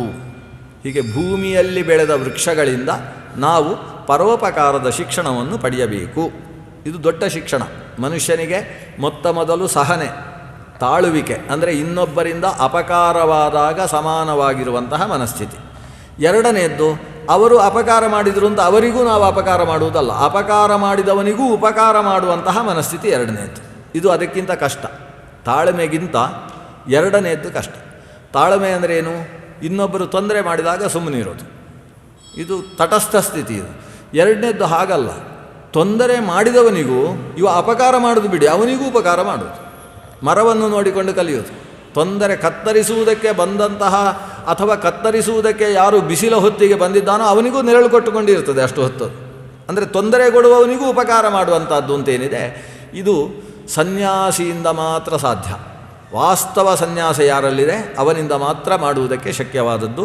ಅದನ್ನು ನಾನು ಭೂಮಿಯಲ್ಲಿ ಜನಿಸಿದ ವೃಕ್ಷಗಳಿಂದ ಕಲಿತೆ ಅಂತ. ಇದು 2 ಶಿಕ್ಷಣ, ಒಂದು ಭೂಮಿ ಮತ್ತು ಭೂಮಿಯಿಂದ ಆವಿರ್ಭವಿಸಿದ ವೃಕ್ಷ. ಹೀಗೆ ಭೂಮಿ ವಾಯುರಾಕಾಶ, ಎರಡನೆಯದ್ದು ವಾಯು. ವಾಯುವಿನಿಂದ ಕಲ್ತದ್ದೇನು? ಈ ವಾಯುವಿನಲ್ಲಿ 2 ವಾಯು ಇದೆ, ಒಂದು ಅಂತರ್ವಾಯು ಮತ್ತೊಂದು ಬಾಹ್ಯವಾಯು ಅಂತ. ವಸ್ತುತಃ ಗಾಳಿ ಅಂದರೆ ಒಂದೇ, ಒಳಗಿರುವ ಗಾಳಿ ಒಂದು, ಹೊರಗಿರುವ ಗಾಳಿ ಒಂದು ಇಲ್ಲ. ಒಳಗಿದ್ದನ್ನು ಉಸಿರಾಡಿದಾಗ ಒಳಗಿದ್ದಾಗ್ತದೆ, ಒಳಗಿದ್ದನ್ನೇ ಹೊರಗೆ ಹಾಕಿದಾಗ ಹೊರಗಿದ್ದಾಗುತ್ತೆ. ಗಾಳಿ ಒಂದೇ, ಆದರೆ ಆ ಗಾಳಿಯ ಪ್ರದೇಶದಿಂದ ಅದಕ್ಕೆ ಬೇರೆ ಹೆಸರು. ಸಯೇವ ಶರೀರಾಂತರ್ವರ್ತಿ ವಾಯು ಪ್ರಾಣ ಅಂತ. ಆ ಗಾಳಿಯೇ ಶರೀರದ ಒಳಗೆ ಪ್ರವೇಶಿಸಿದ ಅದಕ್ಕೆ ಗಾಳಿ ಅಂತ ಹೆಸರಲ್ಲ, ಅದಕ್ಕೆ ಪ್ರಾಣ ಅಂತ ಹೆಸರು. ಉಚ್ಛ್ವಸಿತವಾದ ಗಾಳಿಯನ್ನು ಪ್ರಾಣ ಅಂತ ಕರೀತಾರೆ. ಆ ಪ್ರಾಣನಿಗೆ ಮತ್ತೆ 5 ಹೆಸರು: ಪ್ರಾಣ, ಅಪಾನ, ವ್ಯಾನ, ಉದಾನ, ಸಮಾನ ಅಂತ ಹೆಸರು. ಆ ಪ್ರಾಣನಾದ ಪ್ರಾಣನೆಂಬ ಗಾಳಿ ಬೇರೆ, ವ್ಯಾನನೆಂಬ, ಉದಾನನೆಂಬ, ಸಮಾನನೆಂಬ, ಹೀಗೆ ಗಾಳಿ ಬೇರೆ ಬೇರೆ ಇಲ್ಲ, ಒಂದೇ ಗಾಳಿ. ಆದರೆ ಒಂದೇ ಗಾಳಿ ಬೇರೆ ಬೇರೆ ಜಾಗದಲ್ಲಿ ಕೂತಾಗ ಅದಕ್ಕೆ ಬೇರೆ ಬೇರೆ ಹೆಸರು, ಬೇರೆ ಬೇರೆ ಕೆಲಸ ಮಾಡಿದಾಗ ಬೇರೆ ಬೇರೆ ಹೆಸರು. ಇದು ನಮ್ಮಲ್ಲೂ ಇದೆ ಅಲ್ವಾ? ಒಬ್ಬನೇ ವ್ಯಕ್ತಿ ಇಲ್ಲಿ ಕೂತಾಗ ಅವರಿಗೆ ಪ್ರವಚನಕಾರರು ಅಂತ ಹೆಸರು, ಅಲ್ಲಿ ಹೋಗಿ ಕೂತಾಗ ಅವರಿಗೆ ಅಧ್ಯಾಪಕರು ಅಂತ ಹೆಸರು, ಇನ್ನೊಂದು ಕಡೆಯಲ್ಲಿ ಹೋದರೆ ಅವರಿಗೆ ಗೃಹಸ್ಥರು ಅಂತ ಹೆಸರು. ಅವನು ಮನೆಗೆ ಹೋದರೆ ಅಲ್ಲೇ ಆ ಪ್ರಿನ್ಸಿಪಾಲ್ರಲ್ಲ, ಅಲ್ಲಿ ಗೃಹಸ್ಥ. ಆ ಸೀಟಲ್ಲಿ ಕೂತ್ರೆ ಅವರಿಗೆ ಪ್ರಾಂಶುಪಾಲರು ಅಂತ ಹೆಸರು. ಅದು ಇಷ್ಟೇ ಇದ್ದರೂ ಕೂಡ ಪ್ರಾಂಶುಪಾಲ ಅಂತಲೇ ಹೆಸರು. ಅಂತ ಆಯಾಯ ಜಾಗದಲ್ಲಿ ಕೂತಾಗ ಅವನಿಗೆ ಬೇರೆ ಬೇರೆ ಹೆಸರಾಗುವಂತೆ, ಅದೇ ಯಜ್ಞದ ಮುಂದೆ ಕೂತಾಗ ಅವನಿಗೆ ಪುರೋಹಿತರು ಅಂತ ಹೆಸರು, ಆ ಜಾಗಕ್ಕೆ ಸರಿಯಾದ ಹೆಸರಲ್ವ. ಹಾಗೆ ಈ ಗಾಳಿ ಅದು ಹೃದಿ ಪ್ರಾಣೋ ಗುದೇಪಾನಃ ಸಮಾನೋ ನಾಭಿ ಸಂಸ್ಥಿತಃ ಉದಾನಃ ಕಂಠದೇಶಸ್ಥಃ ವ್ಯಾನಃ ಸರ್ವಶರೀರಗಃ. ಅದು ಬೇರೆ ಬೇರೆ ಜಾಗದಲ್ಲಿದ್ದಾಗ ಅದಕ್ಕೆ ಬೇರೆ ಬೇರೆ ಹೆಸರಾಗ್ತದೆ. ಹೃದಿ ಪ್ರಾಣಃ ಗುದೇ ಅಪಾನಃ ಸಮಾನಃ ನಾಭಿ ಸಂಸ್ಥಿತಃ ಉದಾನಃ ಕಂಠದೇಶಸ್ಥಃ ವ್ಯಾನಃ ಸರ್ವಶರೀರಗಃ ಅಂತ ಆ ಜಾಗದಲ್ಲಿ ಬಂದಾಗ ಅದಕ್ಕೆ ಬೇರೆ ಬೇರೆ ಹೆಸರಾಯಿತು. ಅದು ಮಾಡುವ ಕೆಲಸಗಳೂ ಬೇರೆ ಬೇರೆ ಆದ್ದರಿಂದ ಅದಕ್ಕೆ ಬೇರೆ ಬೇರೆ ಹೆಸರಾಗ್ತದೆ. ಪ್ರಾಣ ಅಂದರೆ ಈ ಕೆಳಗಿನಿಂದ ಮೇಲಕ್ಕೆ ಗಾಳಿ ಬಂದರೆ ಅದಕ್ಕೆ ಪ್ರಾಣ ಅಂತ ಹೆಸರು. ಆ ಗಾಳಿ ಮೇಲಿಂದ ಕೆಳಕ್ಕೆ ದಬ್ಬಿದರೆ ಅದಕ್ಕೆ ಅಪಾನ ಅಂತ ಹೆಸರಾಗ್ತದೆ. ಮಾಡುವ ಕೆಲಸ ಅದು ಮಾಡುವುದು ಏನನ್ನು, ತಿಂದ ಆಹಾರ ಜೀರ್ಣವಾದ ಮೇಲೆ ಅವಶಿಷ್ಟವಾದ ಶೇಷವನ್ನು ಅದು ಕೆಳಕ್ಕೆ ದಬ್ಬಿತು ಅಂತಾದರೆ ಆ ಗಾಳಿಗೆ ಅಪಾನ ಅಂತ ಹೆಸರು. ಅದೇ ಯಾವುದೋ ತಿಂದ ವಸ್ತುವನ್ನು ಹಾಗೆ ಮೇಲಕ್ಕೆ ದಬ್ಬಿ ವಾಂತಿ ಮಾಡಿಸಿತು ಅಂತಾದರೆ ಅದಕ್ಕೆ ಪ್ರಾಣ ಅಂತ ಹೆಸರು. ಹಾಗಾದರೆ ಯಾವ ಗಾಳಿ ಮೇಲಕ್ಕೆ ದಬ್ಬಿತು ಅದು ಪ್ರಾಣ, ಇಳಿಸಿತು ಅದು ಅಪಾನ. ಶರೀರದ ನಾಡಿಗಳಲ್ಲಿ ಸಂಚರಿಸಿ ಯಾವ ಭಾಗದಲ್ಲಿ ಹೆಚ್ಚು ಕೆಲಸ ಮಾಡ್ತಾನೋ ಅಲ್ಲಿಗೆ ಹೆಚ್ಚು ರಕ್ತದ ಪೂರೈಕೆ, ಯಾವ ಕೆಲಸಕ್ಕೆ ಅವಯವದಲ್ಲಿ ಕಡಿಮೆ ಕೆಲಸ ಮಾಡ್ತಾನೋ ಅಲ್ಲಿಗೆ ಕಡಿಮೆ ರಕ್ತದ ಪೂರೈಕೆ, ಈ ಕೆಲಸವನ್ನು ಮಾಡುವ ಗಾಳಿದ್ದಾನಲ್ವ ನಾಡಿಯಲ್ಲಿ ನಿಂತುಕೊಂಡು ಅವನಿಗೆ ವ್ಯಾನ. ವಿವಿಧತೆಯ ಆ ನಯತಿ ಇತಿ ವ್ಯಾನ, ಅಪಗತಂ ನಯತೀತಿ ಅಪಾನಃ, ಪ್ರಕರ್ಷೇಣ ಪ್ರಕೃಷ್ಟಂ ನಯತೀತಿ ಪ್ರಾಣ. ಆ ಹೆಸರೇ ಹೇಳ್ತದೆ. ಅದು ಮೇಲಕ್ಕೆ ಇದು ಕೆಳಕ್ಕೆ, ಅದು ನಾಡಿಗಳಲ್ಲಿ ಸಪ್ತಧಾತುಗಳನ್ನು ಆಯಾ ಭಾಗಕ್ಕೆ ಒಯ್ಯುವುದಕ್ಕೆ. ಉದಾನ ಅಂದ್ರೇನು? ಉಚ್ಚಾರಣೆ ಮಾಡುವುದಕ್ಕೋಸ್ಕರ ನಾಭಿಯ ಭಾಗದಿಂದ ಶಬ್ದತಂತುಗಳನ್ನು ಮೇಲಕ್ಕೆ ಎಬ್ಬಿಸುವಂಥದ್ದು. ಉತ್ ಆ ನಯತೀತಿ ಉದಾನ. ಯಾರಲ್ಲಿ ಉದಾನ ಶಕ್ತಿ ಸರಿಯಾಗಿ ಇರುವುದಿಲ್ಲ ಅವನಿಂದ ಅಲ್ಪ ಪ್ರಾಣ ಮಹಾಪ್ರಾಣಾದಿಗಳ ಸರಿಯಾದ ಉಚ್ಚಾರಣೆ ಆಗುವುದಿಲ್ಲ. ಒಂದು ಉಚ್ಚಾರಣೆ ಸರಿಯಾಗಬೇಕಾದರೆ ಉದಾನ ಶಕ್ತಿ ಸರಿಯಾಗಿರಬೇಕು. ಉದಾನ ವ್ಯಾನ ಉದಾನ ಸಮಾನ, ಸಮಂ ಆ ನಯತೀತಿ ಸಮಾನ. ನಾನು ಹೇಳಿದೆ ಅಲ್ವ, ಆಯಾ ಶರೀರದ ಭಾಗಕ್ಕೆ ಏನು ಎಷ್ಟು ಬೇಕೋ ಅಲ್ಲಲ್ಲಿಗೆ ಅಷ್ಟಷ್ಟೇ ಒಯ್ಯುವಂತಹ ಕೆಲಸ ಮಾಡ್ತಕ್ಕಂಥದ್ದು. ಸಂವೇದನಕ್ಕೆ ಸಂಬಂಧಪಟ್ಟದ್ದು ವ್ಯಾನ. ವ್ಯಾನನಲ್ಲಿ ಇನ್ನೊಂದು ವಿಶೇಷತೆ ಇದೆ, ಸಂವೇದನ. ಎಲ್ಲಿಯಾದರೂ ಇಲ್ಲಿ ಮುಟ್ಟಿತು ಅಂತಾದರೆ ಈ ವ್ಯಕ್ತಿಗೆ ಗೊತ್ತಾಯಿತು ನನ್ನ ಕೈಯನ್ನು ಯಾವುದೋ ಮುಟ್ಟುತ್ತಿದೆ ಅಂತ ಗೊತ್ತಾಯಿತು. ಅದು ವ್ಯಾನನ ಕೆಲಸ. ಸಂವೇದನ ಪ್ರಜ್ಞಾತಂತುಗಳನ್ನು ಕೆಲಸ ಮಾಡಿಸುವಂಥದ್ದು ವ್ಯಾನನ ಕೆಲಸ ಆಗ್ತದೆ. ಕೆಲವು ಪ್ರಾಣಿಗಳಲ್ಲಿ ಅದು ಸರಿ ಇರುವುದೇ ಇಲ್ಲ. ಕೋಣಗಳನ್ನು ಬೆನ್ನು ಮುಟ್ಟಿ ಅದಕ್ಕೆ ಗೊತ್ತೇ ಆಗೋಲ್ಲ, ಮುಟ್ಟುತ್ತಾ ಇದೆ ಅಂತಲೇ ಗೊತ್ತಾಗೋದಿಲ್ಲ. ನೀವು ಹಾರ್ನ್ ಮಾಡಿದರೆ ಕೇಳಿಸುವುದೇ ಇಲ್ಲ, ಒಂದು ಬೇರೆ ಪ್ರಶ್ನೆ. ನೀವು ಮೈ ಮುಟ್ಟಿದರೂ ಗೊತ್ತಾಗಲ್ಲ. ಕೋಣಕ್ಕೆ ಒಂದು ಜೋರಾಗಿ ಚಾಟಿಯಲ್ಲಿ ಹೊಡೆದಾಗ ಅದಕ್ಕೆ ಯಾರೋ ಯಾರಿಗೋ ಎಲ್ಲೋ ಹೊಡೆಯುತ್ತಿದ್ದಾರೆ ಅಂತ ಆವಾಗ ಗೊತ್ತಾಗುತ್ತೆ. ಆ ಹೊಡೆದ ಜಾಗಕ್ಕೆ ಎರಡನೇ ಪೆಟ್ಟು ಬಿದ್ದಾಗ ನನಗೆ ಎಲ್ಲೋ ಯಾರೋ ಹೊಡೆಯುತ್ತಾರೆ ಅಂತ ಗೊತ್ತಾಗ್ತದೆ. ಮೂರನೇ ಪೆಟ್ಟು ಅದೇ ಜಾಗಕ್ಕೆ ಬಿದ್ದರೆ ನನ್ನ ಬೆನ್ನಿಗೆ ಹೊಡಿತಾ ಇರೋದು ಅಂತ ಅದಕ್ಕೆ ಗೊತ್ತಾಗೋದು. ಅದು ಕೆಲವು ಅಂಥ ಕೋಣಗಳು ಇರ್ತವೆ, ಅದಕ್ಕೇನು ಮಾಡಲಿಕ್ಕೆ ಬರೋಲ್ಲ. ಆದರೆ ಸಾಮಾನ್ಯ ಸ್ಥಿತಿಯಲ್ಲಿ ಮನುಷ್ಯನಿಗೆ ಶರೀರದಲ್ಲಿ ಏನೋ ಒಂದು ಸ್ಪರ್ಶವಾದಾಗ ನನ್ನ ಈ ಭಾಗವನ್ನು ಇಂಥದೇ ಮುಟ್ಟುತ್ತಿದೆ ಅಂತ ಗೊತ್ತಾಗುತ್ತಲ್ವ, ಅದು ಶರೀರದಲ್ಲಿ ವ್ಯಾನಶಕ್ತಿ ಸರಿಯಾಗಿದ್ದಾಗ ಆಗುವಂಥದ್ದು. ಹೀಗೆ ಪ್ರಾಣಾಪಾನ ವ್ಯಾನೋದಾನ ಸಮಾನಗಳೆಂಬ ಈ ಪಂಚಕ್ಕೇನೇ ಹೆಸರು? ಪ್ರಾಣ ಅಂತ ಹೆಸರು. ಅಂದರೆ ಪ್ರಾಣನೆಂಬ ಪ್ರಾಣ, ಅಪಾನನೆಂಬ ಪ್ರಾಣ, ಹೀಗೆ ಪ್ರಾಣಾಪಾನ ವ್ಯಾನೋದಾನ ಸಮಾನ ಅಷ್ಟು ಪ್ರಾಣಗಳು, ಪಂಚಪ್ರಾಣಗಳು. ಈ ಪಂಚಪ್ರಾಣ ಅದು ಗಾಳಿ. ಹೊರಗಿದ್ದ ಗಾಳಿಯೇ ಪ್ರಾಣ ಶಬ್ದವಾಚ್ಯ. ಆದರೆ ಶರೀರದ ಒಳಗಿದ್ದಾಗ ಅದಕ್ಕೆ ಪ್ರಾಣ ಅಂತ ಹೆಸರು, ಹೊರಗಿದ್ದಾಗ ಗಾಳಿ ಅಂತ ಹೆಸರು, ವಾಯು ಅಂತ ಹೆಸರು. ಹೀಗಾಗಿ ನಾನು ಮೊದಲು ಪ್ರಾಣನಿಂದ ಒಂದು ವಿಷಯವನ್ನು ಕಲಿತೆ, ಆಮೇಲೆ ಗಾಳಿಯಿಂದ ಒಂದು ವಿಷಯವನ್ನು ಕಲಿತೆ ಅಂತ ವಾಯುವಿಗೆ ಸಂಬಂಧಪಟ್ಟ ಹಾಗೆ ಎರಡು ವಿಷಯಗಳನ್ನು ಅವಧೂತ ಹೇಳ್ತಾನೆ. ಪ್ರಾಣವೃತ್ತೈವ ಸಂತುಷ್ಯನ್ ಮುನಿರ್ನೈವೇಂದ್ರಿಯ ಪ್ರಿಯೈ ಜ್ಞಾನಂ ಯಥಾ ನನಶ್ಯೇತ ನಾವಕೀರ್ಯೇತ ವಾಂಗ್ಮನಃ. ಪ್ರಾಣನಿಂದ ಕಲ್ತದ್ದೇನೆಂದರೆ ಬದುಕುವುದಕ್ಕೋಸ್ಕರ ಉಣ್ಣಬೇಕು, ಉಣ್ಣುವುದಕ್ಕೋಸ್ಕರ ಬದುಕಬಾರದು ಅನ್ನುವುದನ್ನು ನಾನು ಪ್ರಾಣನಿಂದ ಕಲ್ತದ್ದು ಅಂತ. ಈ ಪ್ರಾಣ ಅಂದರೆ ಉಸಿರು. ಉಸಿರು ನಾವು ಹೆಚ್ಚು ತಿಂದರೂ ಉಸಿರಾಡ್ತೇವೆ, ಚೂರು ತಿಂದರೂ ಉಸಿರಾಡ್ತೇವೆ. ಮನುಷ್ಯ ದ್ವಾದಶಿ ಬೆಳಗ್ಗೆಯೂ ಉಸಿರಾಡ್ತಾನೆ ಇರ್ತಾನೆ. ಅವು ದಶಮಿ ರಾತ್ರಿ ತಗೊಂಡದ್ದು. ಕೆಲವರಿಗೆ ದಶಮಿ ಕೂಡ ಹರಿವಾಸರ ಬಂದು ದಶಮಿ ರಾತ್ರಿ ಊಟ ಮಾಡದೇ ಇದ್ದರೂ ಕೂಡ ದ್ವಾದಶಿ ಬೆಳಗ್ಗಿನ ತನಕ ಉಸಿರಾಡ್ತಾ ಇರ್ತಾನೆ. ಆಮೇಲೆ ದ್ವಾದಶಿಯೂ ಕೂಡ ಶ್ರವಣ ನಕ್ಷತ್ರ ಬಂತು ಅಂತಾದರೆ ಆಮೇಲೆ ತ್ರಯೋದಶಿಯ ತನಕ ಉಸಿರಾಡ್ತಾ ಇರ್ತಾನೆ, ಆಹಾರ ತಗೊಳ್ಳಿಲ್ಲ. ಸರ್ಪ ಪಿಬಂತಿ ಪವನಂ ನಚ ದುರ್ಬಲಾಸ್ತೆ. ಸರ್ಪಗಳಿದ್ದಾವೆ, ಎಷ್ಟೋ ದಿವಸಗಳ ತನಕ ಆಹಾರವನ್ನೇ ತೆಗೆದುಕೊಳ್ಳುವುದಿಲ್ಲ, ಆದರೆ ಉಸಿರಾಟದಲ್ಲಿ ಯಾವುದೇ ವ್ಯತ್ಯಯ ಇರುವುದಿಲ್ಲ. ಆ ಉಸಿರೇ ಅದಕ್ಕೆ ಆಹಾರವಾಗುವಲ್ಲಿಯ ತನಕ ಅದರಲ್ಲಿ ಬಲ ನಿಷ್ಪನ್ನವಾಗ್ತದಲ್ವ. ಹಾಗಾದರೆ ಉಸಿರು ಅದು ಆಹಾರವನ್ನು ಅನುಲಕ್ಷಿಸಿ ಇಲ್ಲ. ಆಹಾರ ಕಡಿಮೆಯಾದರೂ ಉಸಿರಿದೆ, ಆಹಾರ ಜಾಸ್ತಿ ಆದರೂ ಉಸಿರಿದೆ. ಇದನ್ನು ನೋಡಿಕೊಂಡು ನಾವು ತೀರ್ಮಾನಿಸಬೇಕಾದದ್ದು ಏನಂದರೆ, ನಾವು ಎಷ್ಟಕ್ಕೆ ಉಸಿರಿರ್ತದೋ, ಉಸಿರು ನಿಲ್ಲುವುದಕ್ಕೆ ಎಷ್ಟು ಬೇಕೋ ಅಷ್ಟು ಮಾತ್ರ ಆಹಾರ ತಿಂದರೆ ಸಾಕು ಅಂತ ನಾನು ಉಸಿರನ್ನು ನೋಡಿ ಕಲಿತೆ ಅಂತ ಅವ್ರು ಹೇಳೋದು. ಪ್ರಾಣವೃತ್ತಿಯೈವ ಸಂತುಷ್ಯನ್. ಪ್ರಾಣವೃತ್ತಿ ಅಂದರೆ ನಮ್ಮ ಪ್ರಾಣ ಇರುವುದಕ್ಕೆ ಎಷ್ಟು ಬೇಕೋ ಅಷ್ಟೇ ಆಹಾರ. ಇದು ಪ್ರಾಣವೃತ್ತಿ ಶಬ್ದದ ಅರ್ಥ. ಪ್ರಾಣ ವರ್ತತೆ ಅನಯಾ ಏವೇತಿ ಪ್ರಾಣವೃತ್ತಿ. ಇಷ್ಟಿದ್ರೆ ಅಂದರೆ ಎಷ್ಟು ಆಹಾರ ತಗೊಂಡ್ರೆ ನಾವು ಜೀವಿಸುವುದಕ್ಕೆ ಸಾಧ್ಯವೋ, ಪ್ರಾಣ ಇರ್ತದೋ, ಉಸಿರಿರ್ತದೋ ಅಷ್ಟರಿಂದ ಮಾತ್ರ ಸಂತುಷ್ಯನ್, ಖುಷಿಗೊಳ್ಳುತ್ತಾ, ತೃಪ್ತಿ ಹೊಂದುತ್ತಾ. ಸಂತುಷ್ಟಿ ಅಂದರೆ ತೃಪ್ತಿ. ಯಾರಿರಬೇಕು? ಮುನಿಹಿ ಮನನಶೀಲನಾದಂತಹ ಸನ್ಯಾಸಿ ಪ್ರಾಣವೃತ್ತಿಯಿಂದಲೇ ಸಂತುಷ್ಟನಾಗಿರಬೇಕು. ನೈವೇಂದ್ರಿಯ ಪ್ರಿಯೈಹಿ.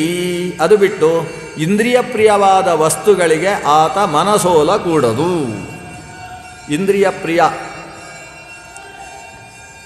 ಇಂದ್ರಿಯಗಳ ಪ್ರೀತಿಗೋಸ್ಕರ ಆತ ಪ್ರಯತ್ನ ಪಡಬಾರ್ದು. ಅಂದರೆ ಅವನಿಗೆ ಬೆಳಗ್ಗೆ ಅವಲಕ್ಕಿ ಹಾಕಿದರೆ ಆಗೋದಿಲ್ಲ. ನಾನು ಎಂಥ ಅವಲಕ್ಕಿ ಅಂತ ಹೇಳ್ಕೊಂಡೆ ಅವ ಅವಲಕ್ಕಿ ತಿನ್ನೋದು. ಅವನಿಗೆ ದೋಸೆ ಹಾಕಿ ದೋಸೆಯ ಮೇಲೆ ಏನೋ ಸ್ವಲ್ಪ ಪಲ್ಯ ಹಾಕಿ ಅದನ್ನು ಮಡಗಿಸಿ ಹಾಕಿ ಸ್ವಲ್ಪ ಬೆಣ್ಣೆ ಹಾಕಿದರೆ ಮಾತ್ರ ಆಹಾರ. ಇಲ್ಲಿ ಹೋದರೆ ಬೆಳಗ್ಗೆ ಅದೆಲ್ಲ ನಮಗೆ ಉಪಹಾರ ನಡೆಯೋಲ್ಲ ಅಂತ ಹೇಳ್ತಾನೆ. ಅವನಿಗೇನೆಂದರೆ ಬದುಕುವುದಕ್ಕೋಸ್ಕರ ಅಲ್ಲ, ಮತ್ತು ಇಂದ್ರಿಯ ಪ್ರಿಯ ಆಗಬೇಕಷ್ಟೇ. ರುಚಿ ಅದು ಬೇಕಾದರೆ ಶರೀರಕ್ಕೆ ಎಷ್ಟು ತೊಂದರೆ ಕೊಡುವಂತಾದರೂ ತೊಂದರೆ ಇಲ್ಲ, ತಿನ್ನುವಾಗ ರುಚಿಕಟ್ಟಾಗಿರಬೇಕು ಅನ್ನುವ ಭಾವನೆ ಇರ್ತದಲ್ಲ. ಅದನ್ನು ಮುನಿಯಾದವ ಬಿಡಬೇಕು. ಅವ ನಾಲಿಗೆಯ ಕಡೆಗೆ ಮನಸೋಲ ಕೂಡದು ಅನ್ನೋದನ್ನು ನಾನು ಪ್ರಾಣಶಕ್ತಿಯಿಂದ ಕಲಿತೆ. ನ ಇಂದ್ರಿಯ ಪ್ರಿಯೈಹಿ ಜ್ಞಾನಂ ಯಥಾ ನನಶ್ಯೇತ. ಇನ್ನೊಂದು ವಿಷಯ ಗೊತ್ತಿರಬೇಕು ಅವನಿಗೆ. ಎಷ್ಟು ಊಟ ಮಾಡಬೇಕು ಅಂತೇಳಿದರೆ, ಎಷ್ಟು ಕಡಿಮೆ ಊಟ ಮಾಡಿದರೆ ಅವನ ಜ್ಞಾನ ನಾಶ ಆಗುವುದಿಲ್ಲೋ ಅಷ್ಟು ಊಟ ಮಾಡಬೇಕು. ಆಹಾರ ಅಷ್ಟೇ ತಗೊಳ್ಬೇಕು. ಜ್ಞಾನಂ ಯಥಾ ನನಶ್ಯೇತ.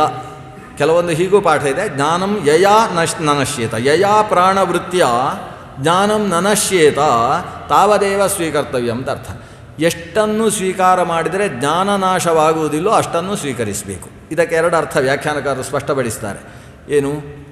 ಬಹಳ ಕಡಿಮೆ ಆಹಾರ ತಗೊಂಡ್ರೂ ಕೂಡ ಜ್ಞಾನ ನಾಶ ಆಗ್ತದೆ, ಸ್ವಲ್ಪ ಜಾಸ್ತಿ ಆಹಾರ ತಗೊಂಡ್ರೂ ಕೂಡ ಜ್ಞಾನ ನಾಶ ಆಗ್ತದೆ. ಅಂದರೆ ಊಟ ಆದ ಕೂಡಲೇ ತಲೆದಿಂಬು ಬೇಕು ಅಂತ ಕೆಲವರಿಗೆ ಅನಿಸುತ್ತಲ್ವಾ? ಅದು ಯಾಕಂದರೆ ತಿಂದದ್ದು ಕಂಠಕ್ಕಿಂತ ಸ್ವಲ್ಪ ಮೇಲೆ ಬಂದದ್ದು ಅದಕ್ಕೆ ಕಾರಣ. ಅದು ಅಲ್ಲಿ ಜ್ಞಾನ ನಾಶ ಆಯಿತು ಅಂತ ಅರ್ಥ. ಕೃಷ್ಣ ಗೀತೆಯಲ್ಲಿ ಹೇಳ್ತಾನಲ್ವ, ಆಹಾರ ಎಷ್ಟಿರಬೇಕು? ಯುಕ್ತ ಸ್ವಪ್ನಾವಬೋಧಸ್ಯ ಯುಕ್ತಾಹಾರ ವಿಹಾರಸ್ಯ ಯುಕ್ತಚೇಷ್ಟಸ್ಯ ಕರ್ಮಸು ಯುಕ್ತ ಸ್ವಪ್ನ ಅವಬೋಧಸ್ಯ ಯೋಗೋ ಭವತಿ ದುಃಖ. ಒಬ್ಬ ಸಾಧನೆ ಜ್ಞಾನ ಯೋಗ ಅವನಲ್ಲಿ ಬರಬೇಕು ಅಂತಾದರೆ ಆತ ಯುಕ್ತಾಹಾರ ವಿಹಾರನಾಗಿರಬೇಕು. ಎಷ್ಟು ತಿಂದರೆ ತೊಂದರೆ ಆಗ್ತದೆ ಅಂತ ಗೊತ್ತಿರಬೇಕು, ಎಷ್ಟು ತಿನ್ನದೇ ಹೋದರೆ ತೊಂದರೆ ಆಗ್ತದೆ ಅಂತ ಗೊತ್ತಿರಬೇಕು. ಹೆಚ್ಚು ಉಪವಾಸ ಮಾಡುವವನೂ ಯೋಗಿ ಆಗುವುದಿಲ್ಲ, ಹೆಚ್ಚು ತಿನ್ನುವವನೂ ಯೋಗಿ. ನಾತ್ಯಶ್ನತಸ್ತು ಯೋಗೋಸ್ತಿ ನ ಚಾತ್ಯಂತಮ ನಶ್ನತಃ. ಕೃಷ್ಣ ಹೇಳ್ತಾನೆ, ನ ಅತ್ಯಶ್ನತಃ ಯೋಗೋಸ್ತಿ. ಯಾರು ಜಾಸ್ತಿ ಊಟ ಮಾಡ್ತಾನೆ ಅವ ಯೋಗಿ ಆಗುವುದಿಲ್ಲ. ದಂಚ ಅತ್ಯಂತಂ ಅನಶ್ನತಃ. ಯಾರು ಸಿಕ್ಕಾಬಟ್ಟೆ ಉಪವಾಸ ಮಾಡ್ತಾನೆ ಅವನು ಯೋಗಿ ಆಗುವುದಿಲ್ಲ. ಮತ್ತು ಯುಕ್ತಾಹಾರ ವಿಹಾರಸ್ಯ. ಆಹಾರದ ಬಗ್ಗೆ ಒಂದು ನಿಯಮ ಬೇಕು. ಇದನ್ನು ನಾನು ಪ್ರಾಣವೃತ್ತಿಯನ್ನು ನೋಡಿ ಕಲಿತೆ ಅಂತ ಹೇಳ್ತಾನೆ. ಈ ಪ್ರಾಣವೃತ್ತಿಯನ್ನು ನೋಡಿ ಇದನ್ನು ಕಲಿತದ್ದು ಅನ್ನುವಲ್ಲಿ ಇನ್ನೊಂದು ಅಂಶ ಇದೆ. ಪ್ರಾಣವೃತ್ತಿ ಅಂದರೆ ಉಸಿರಾಟದ ಸ್ಥಿತಿ ಅಂತ ಅರ್ಥ. ಅದು ಒಂದು ಅರ್ಥ ಅದಕ್ಕೆ. ಪ್ರಾಣವೃತ್ತಿ ಅಂದರೆ ಉಸಿರಾಟದ ಸ್ಥಿತಿ. ಉಸಿರಾಟ ಕೆಲವು ಸಲ ಸಿಕ್ಕಾಬಟ್ಟೆ ಜಾಸ್ತಿ ಉಸಿರಾಟ, ಕೆಲವು ಕಡೆ ಸಿಕ್ಕಾಬಟ್ಟೆ ಕಡಿಮೆ ಉಸಿರಾಟ, ಹೀಗುಂಟ ಉಂಟು. ಯಾವಾಗ ಸಿಕ್ಕಾಬಟ್ಟೆ ಶ್ರಮವಾದಾಗ ಉಸಿರಾಟ ಜೋರಾಗ್ತದೆ.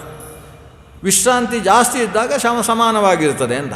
ಆದರೆ ಸಾಮಾನ್ಯ ಸ್ಥಿತಿಯಲ್ಲಿ ಮನುಷ್ಯನಿಗೆ ಸುಮ್ಮನೆ ಆತ ಕೂತಿದ್ದಾನೆ ಅಂತ ಆದರೆ ಇದ್ದಕ್ಕಿದ್ದಾಗೆ ಉಸಿರಾಟ ಜಾಸ್ತಿ ಆಗೋದು, ಇದ್ದಕ್ಕಿದ್ದಾಗೆ ಉಸಿರಾಟ ಕಡಿಮೆ ಆಗೋದು, ಇದಿಲ್ಲ. ಸಾಮಾನ್ಯ ಸ್ಥಿತಿಯಲ್ಲಿ ಅದು ಯಾವುದೂ ಇಲ್ಲ. ಉಸಿರು ಅದು ಒಂದೇ ಥರ. ನಿನ್ನೆ ಹೇಗೆ ಉಸಿರೋ ಇವತ್ತು ಅದೇ ಥರ ಉಸಿರು.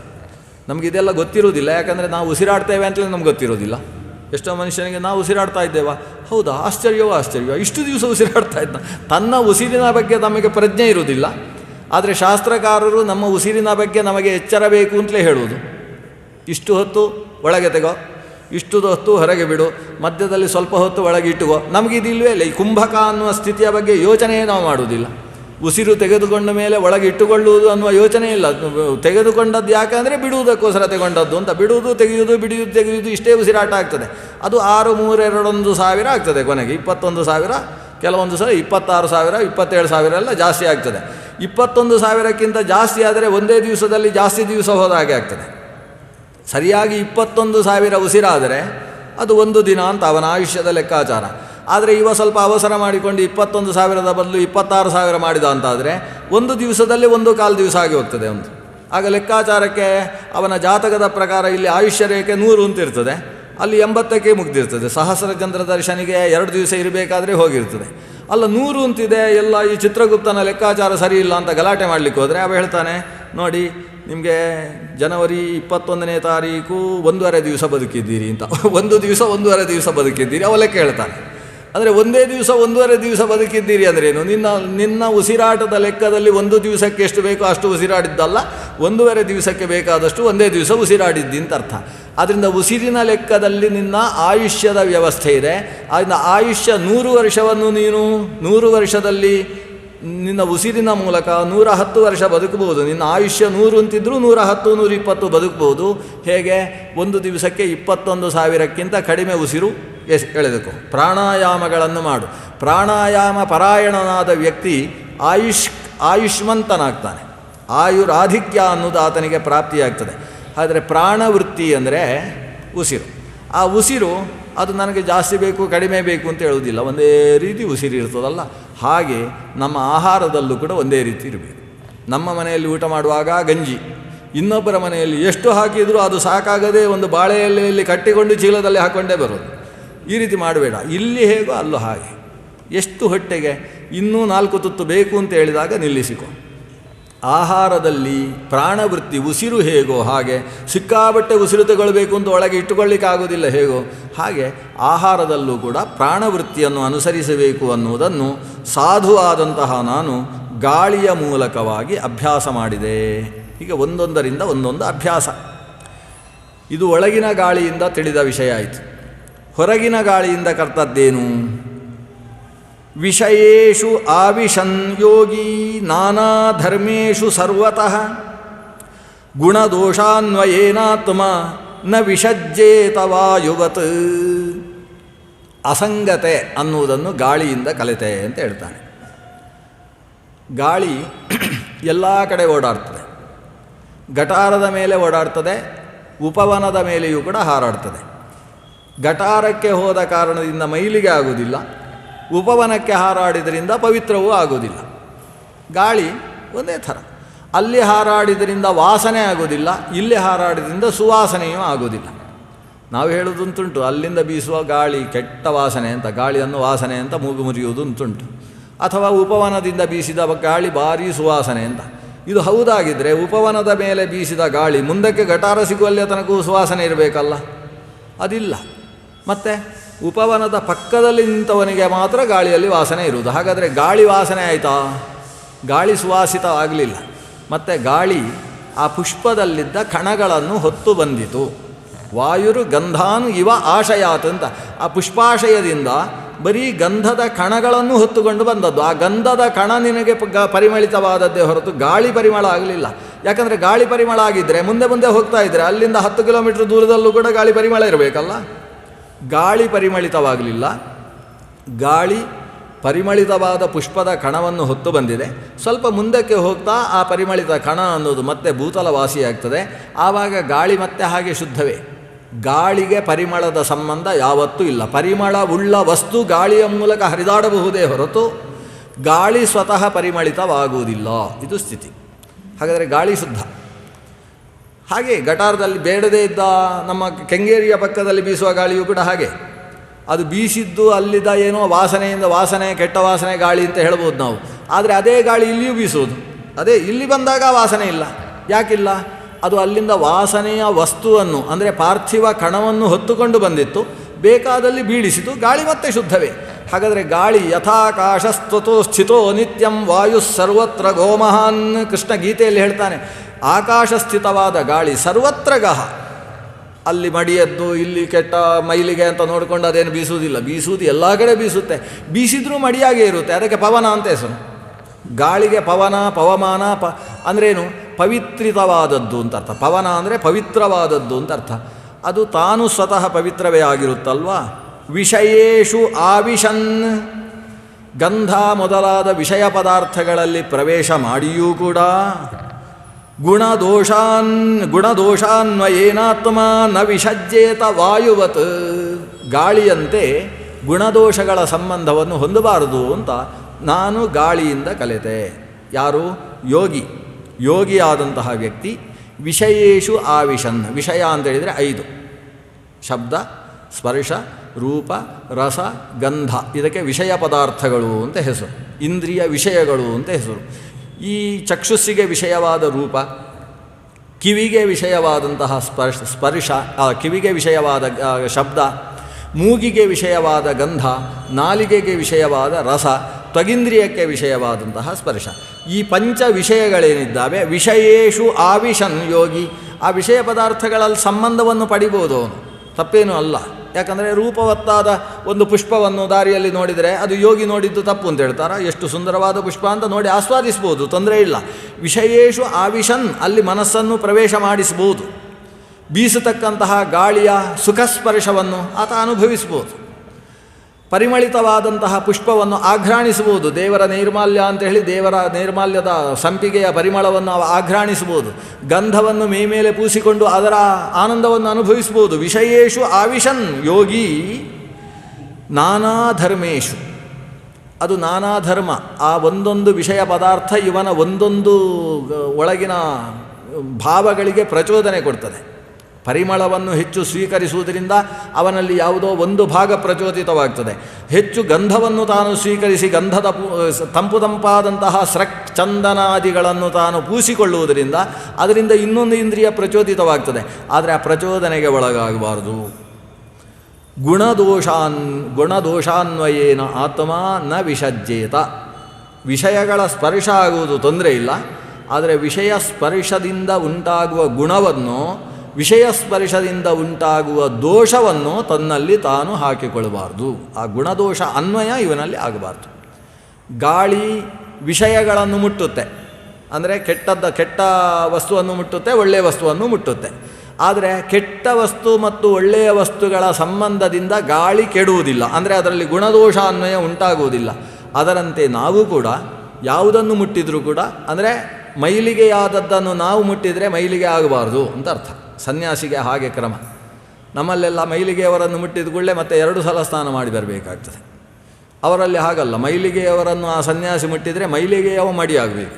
ಈಗ ಹಾಗಾಗಬೇಕಲ್ವ? ಮಡಿಯವನು ಮೈಲಿಗೆಯನ್ನು ಮುಟ್ಟಿದರೆ ಮಡಿಯವನೇ ಯಾಕೆ ಮೈಲಿಗೆ ಆಗಬೇಕು? ಮಡಿಯವನ ಸ್ಪರ್ಶದಿಂದ ಅವನು ಮಡಿಯಾಗಬೇಡವಾ? ಆ ರೀತಿ ಇರುವವ ಯೋಗಿ. ಇದನ್ನು ನಾನು ಅಭ್ಯಾಸ ಮಾಡಿದ್ದು ವಾಯುವಿನಿಂದ ಅಂತ ಹೇಳ್ತಾನೆ. ನನ್ನ ಸ್ಪರ್ಶದಿಂದ ಯಾರ ಮನಸ್ಸು ಮೈಲಿಗೆಯಾಗಿದೆಯೋ ಅಂತಹ ವ್ಯಕ್ತಿಯು ಕೂಡ ಮಡಿಯಾಗುವಂತೆ ಮಾಡುವ ರೀತಿ ನಾನಿರಬೇಕು. ಗಾಳಿಯ ಹಾಗೆ ಗಾಳಿ ಅಶುಚಿ ಸ್ಪರ್ಶದಿಂದ ತಾನು ಅಶುಚಿಯಾಗದೆ ಇನ್ನೊಬ್ಬರನ್ನು ಶುಚಿಗೊಳಿಸುವುದಕ್ಕೇ ಇರುವಂಥದ್ದಾಗ್ತದೋ. ಸಾಮಾನ್ಯ ಅಶುಚಿಯಾಗದೇ ಇರುವ ಬಟ್ಟೆ ಅಂದರೆ ಯಾವುದು? ರೇಷ್ಮೆಯದ್ದಲ್ಲ, ಹತ್ತಿಯದ್ದಂತೂ ಸುತರಾಮಲ್ಲ. ಮತ್ತು ಉಣ್ಣೆಯ ವಸ್ತು ಉಂಟಲ್ಲ, ಅಥವಾ ವೃಕ್ಷ, ವಾರ್ಕ್ಷ ಅಂತೇಳಿದರೆ ನಾರು ಮಡಿ, ಅದು ಸಾಮಾನ್ಯವಾಗಿ ಅಶುಚಿಯಾಗುವುದಿಲ್ಲ. ಆದರೆ ಅದು ಏನಾದರೂ ಅಶುಚಿಯಾದರೆ, ಸ್ವಲ್ಪ ಸಾರೋ ಹುಳಿಯೋ ಅದಕ್ಕೆ ತಾಗಿತು ಅಂತ ಅಂದ್ಕೊಳ್ಳಿ, ಏನೋ ಒಂದು ಅಶುಚಿ ಆಯಿತು ಅಂತ ಅಂದ್ಕೊಳ್ಳಿ. ಆವಾಗ ಅದನ್ನು ಶುಚಿಗೊಳಿಸುವ ವಿಧಾನ ಏನು ಅಂತ ಹೇಳಿದರೆ ಗಾಳಿ ಬೀಸಿದರೆ ಸಾಕಂತೆ. ಅದು ಗಾಳಿಯಿಂದ ಪೂರ್ಣ ವಾತೇನ ಶುದ್ಧತಿ. ಅದು ಒಂದೊಂದಕ್ಕೆ ಕೌಶೇಯಂ ಕಟಿ ನಿರ್ಮುಕ್ತಂ, ಕಾರ್ಪಾಸಂ ಕಟಿ ನಿರ್ಮುಕ್ತಂ, ಕೌಶೇಯಂ ಭೋಜನಾವಧಿ, ಊರ್ಣವಸ್ತ್ರಂ ಸದಾ ಶುದ್ಧಂ. ಯಾಕೆ? ಊರ್ಣ ವಾತೇನ ಶುದ್ಧ್ಯತಿ. ಉಣ್ಣೆಯ ವಸ್ತು ಯಾವತ್ತೂ ಶುದ್ಧ, ಧಾವಳಿ ಯಾವತ್ತೂ ಶುದ್ಧ, ವಾರ್ಕ್ಷ ಅದು ಯಾಕೆ ಶುದ್ಧ ಅಂದರೆ ಊರ್ಣ ವಾತೇನ ಶುದ್ಧ್ಯತಿ. ಏನಾದರೂ ಗಲೀಜು ತಾಗಿತು ಅಂತಾದರೂ ಗಾಳಿಯಲ್ಲಿ ಓಡಾಡಿದರೆ ಸಾಕು ಶುದ್ಧವಾಗ್ತದೆ ಅಂತ, ಈ ಗಾಳಿಯಿಂದ ಶುದ್ಧಿಗೊಳ್ಳುವಂಥದ್ದಿದೆ. ಹಾಗಾದರೆ ಗಾಳಿ ಅಶುದ್ಧವಾದದ್ದನ್ನೆಲ್ಲ ಶುದ್ಧಗೊಳಿಸುವಂಥದ್ದು, ಮಡಿಯಲ್ಲದೇ ಇದ್ದದ್ದನ್ನು ಮಡಿಯಾಗಿಸುವಂಥದ್ದಲ್ವ. ಅಂಥವರು ನಾವಾಗಬೇಕು ಅಂತ ನಾನು ಗಾಳಿಯಿಂದ ಕಲಿತೆ. ಈ ಕಲಿಕೆಯೂ ಕಷ್ಟ, ಅದನ್ನು ಅರ್ಥ ಮಾಡಿಕೊಳ್ಳುವುದು ಕಷ್ಟ. ಅಂತೂ ಒಬ್ಬ ಜ್ಞಾನಿಯಾದವ ಆತ ಅಜ್ಞಾನಿಯನ್ನು ತಾನು ಸ್ಪರ್ಶಿಸುವ ಮಾತ್ರದಿಂದಲೇ ಸುಜ್ಞಾನಿಯನ್ನಾಗಿಸುವುದು ಸಾಧ್ಯ. ಆತ ಪುರುಷಮಣಿಯ ಹಾಗೆ. ಈ ಪುರುಷಮಣಿಯಲ್ಲಿ ಅದನ್ನು ಸ್ಪರ್ಶ ಮಾಡಿದಂತಹ ಲೋಹ ಬಂಗಾರ ಆಗ್ತದೆ. ಆದರೆ ಪುರುಷಮಣಿಯ ಸ್ಪರ್ಶದಿಂದ ಬಂಗಾರವಾದಂತಹ ಲೋಹಕ್ಕೆ ಇನ್ನೊಂದು ಸ್ಪರ್ಶವಾದರೆ ಅದು ಬಂಗಾರ ಆಗುವುದಿಲ್ಲ. ಈ ಯೋಗಿ ಹೇಗಿರಬೇಕು ಅಂತ ಹೇಳಿದರೆ ಆತ ಪುರುಷಮಣಿಯ ಹಾಗಿರಬೇಕು. ಅವನ ಸ್ಪರ್ಶದಿಂದ ಒಬ್ಬ ಬಂಗಾರ ಆಗ್ತಾನೆ. ಬಂಗಾರವಾದಂತಹ ವ್ಯಕ್ತಿ ಪುನಃ ತಾನು ಪುರುಷಮಣಿಯ ಆಗುವ ಹಾಗೆ ಆತ ಸಾಧನೆ ಮಾಡಬೇಕು ಮುಂದಕ್ಕೆ. ಅವನ ಸ್ಪರ್ಶದಿಂದ ಮತ್ತೊಬ್ಬ ಬಂಗಾರ ಆಗಬೇಕು. ಈ ರೀತಿ ಲೋಕವನ್ನೇ ಬಂಗಾರವಾಗಿಸಿ ಹಿರಣ್ಮಯವಾಗಿಸತಕ್ಕಂತಹ ಶಕ್ತಿ ಸನ್ಯಾಸದಲ್ಲಿದೆ ಅನ್ನುವುದನ್ನು ನಾನು ವಾಯುದರ್ಶನದಿಂದ ಕಂಡೆ. ಹೀಗೆ ವಾಯುವಿನಿಂದ, ಪ್ರಾಣವಾಯುವಿನಿಂದ ಒಂದನ್ನು ಕಲಿತ ಆಹಾರದ ಮಿತ ಮೇಧ್ಯಾಶನನಾಗಿರಬೇಕು. ಮಿತವಾಗಿ ಉಣ್ಣಬೇಕು, ಮೇಧ್ಯವಾದದ್ದನ್ನೇ ಉಣ್ಣಬೇಕು ಅಂತ ಪ್ರಾಣನಿಂದ ಕಲಿತರೆ, ಈ ಹೊರಗೆ ಬೀಸತಕ್ಕಂತಹ ಗಾಳಿಯಿಂದ ಕಲಿತದ್ದು ನಾವು ಯಾವುದರ ಸ್ಪರ್ಶವನ್ನು ಮಾಡಿದರೂ ಅದರ ದೋಷವನ್ನೋ ಗುಣವನ್ನೋ ನಮ್ಮಲ್ಲಿ ಅಂಟಿಸಿಕೊಳ್ಳದೆ ನಮ್ಮ ಗುಣವನ್ನೇ ಅವಕ್ಕೆಲ್ಲ ಅಂಟಿಸುವ ರೀತಿಯಲ್ಲಿರಬೇಕು ಅನ್ನುವುದನ್ನು ಗಾಳಿಯನ್ನು ನೋಡಿ ಕಲಿತೆ. ಇಲ್ಲಿಗೆ ಪೃಥಿವೀ ವಾಯು ಅಂತ ಎರಡಾಯಿತು. ಮೂರನೇದ್ದು ಆಕಾಶ. ಆಕಾಶದಿಂದ ಕಲಿತದ್ದನ್ನು ಈಗ ನಾವು ಕಲಿಬೇಕು. ಪಾರ್ಥಿವೇಶ್ವಿಹ ದೇಹೇಶು ಪ್ರವಿಷ್ಟಸ್ತದ್ಗುಣಾಶ್ರಯ ಗುಣೈರ್ನಯುಜ್ಯತೆ ಯೋಗಿ ಗಂಧೈರ್ವಾಯುರಿವಾತ್ಮದೃಕ್. ಹಿಂದೆ ಹೇಳಿದ್ದೆ ವಾಯುವಿನ ಬಗ್ಗೆ. ಅಂತರ್ಬಹಿಶ್ಚ ಸ್ಥಿರಜಂಗಮೇಶು ಬ್ರಹ್ಮಾತ್ಮ ಭಾವೇನ ಸಮನ್ವಯೇನ ವ್ಯಾಪ್ತ್ಯ ಅವ್ಯವಚ್ಛೇದಮಸಂಗಮಾತ್ಮನಃ ಮುನಿರ್ನಭೋವತ್ ವಿತತಸ್ಯ ಭಾವಯೇತ್. ನಭಸ್ಸಿನ ಹಾಗೆ ಮುನಿ ಇರಬೇಕು ಅಂತ ಆಕಾಶವನ್ನು ನೋಡಿ ಕಲಿತಂತಹ ವಿಷಯ. ನಾನು ಆಗ ಒಂದು ವಿಷಯ ಹೇಳಿದೆ. ನಾವು ಪ್ರಕೃತಿಯಲ್ಲಿರುವ ವಸ್ತುಗಳನ್ನು ನೋಡಿ ಕಲಿಯುವುದು ಅಂದರೆ ಎರಡು ಥರ. ಒಂದು ನಾವು ಹೇಗಿರಬೇಕು ಅಂತ ಕಲಿಯುವುದು, ಇನ್ನೊಂದು ದೇವರು ಹೇಗಿದ್ದಾನೆ ಅಂತ ಕಲಿಯುವುದು. ನಾವು ಹೇಗಿದ್ದೇವೆ ಅಂತ ಕಲಿಯುವುದು ನಂತರ. ಮೊದಲು ನಾವು ಹೇಗೆ ಇರತಕ್ಕದ್ದು ಅಂತ ಕಲಿಬೇಕು. ಎರಡನೇದ್ದು ದೇವರು ಹೇಗೆ ಇರಬೇಕು ಅಂತ ಕಲಿಯುವುದಲ್ಲ, ದೇವರು ಹೇಗೆ ಇದ್ದಾನೆ ಅಂತ ಕಲಿಬೇಕು. ಈ ಆಕಾಶವನ್ನು ನೋಡಿ ನಾನು ದೇವರು ಹೇಗಿದ್ದಾನೆ ಅಂತ ಕಲಿತೆ.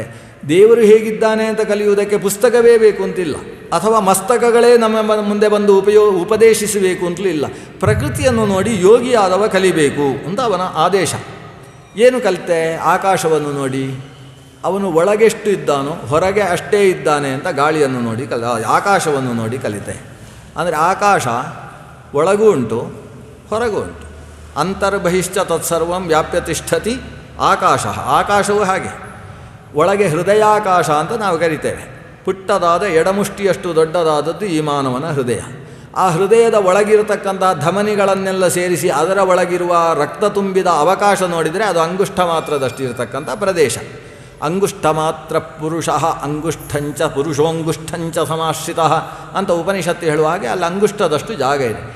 ಆ ಅಂಗುಷ್ಠದಷ್ಟು ಜಾಗದಲ್ಲಿ ದೇವರು ತುಂಬಿದ್ದಾನೆ ಹೃದಯದಲ್ಲಿ. ದೇವರು ತುಂಬುವುದಕ್ಕಿಂತ ಮುಂಚೆ ಅಲ್ಲಿ ಏನಿದೆ? ಅಲ್ಲಿ ಆಕಾಶ ತುಂಬಿದೆ. ಅದಕ್ಕೆ ಹೃದಯಾಕಾಶ, ದಕ್ರಾಕಾಶ ಅನ್ನುವ ಶಾಸ್ತ್ರೀಯವಾದ ಶಬ್ದಗಳಿದ್ದಾವೆ. ಅದು ಈ ಉಪನಿಷತ್ತು, ಮಹಾನಾರಾಯಣೋಪನಿಷತ್ತು ಅದರ ಬಗ್ಗೆ ಮಾತಾಡ್ತದೆ.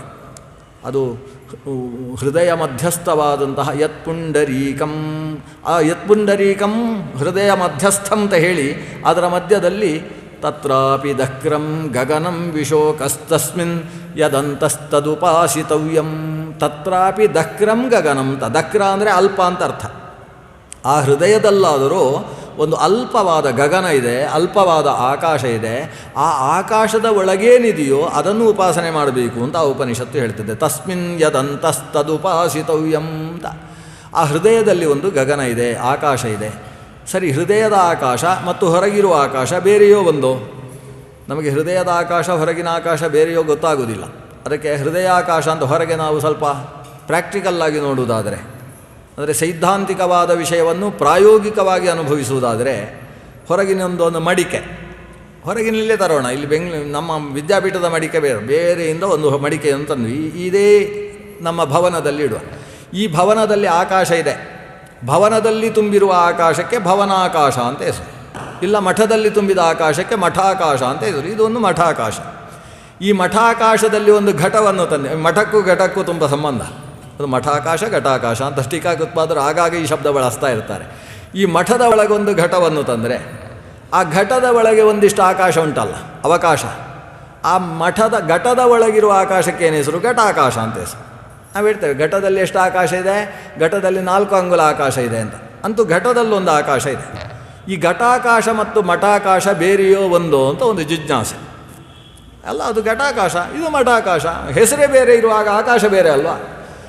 ಸರಿ, ಘಟಾಕಾಶ ಮಠಾಕಾಶ ಬೇರೆ ಹೌದಾದರೆ ಒಂದು ಕೋಲ್ ತಗೊಂಡು ಆ ಘಟವನ್ನು ಹೊಡೀರಿ.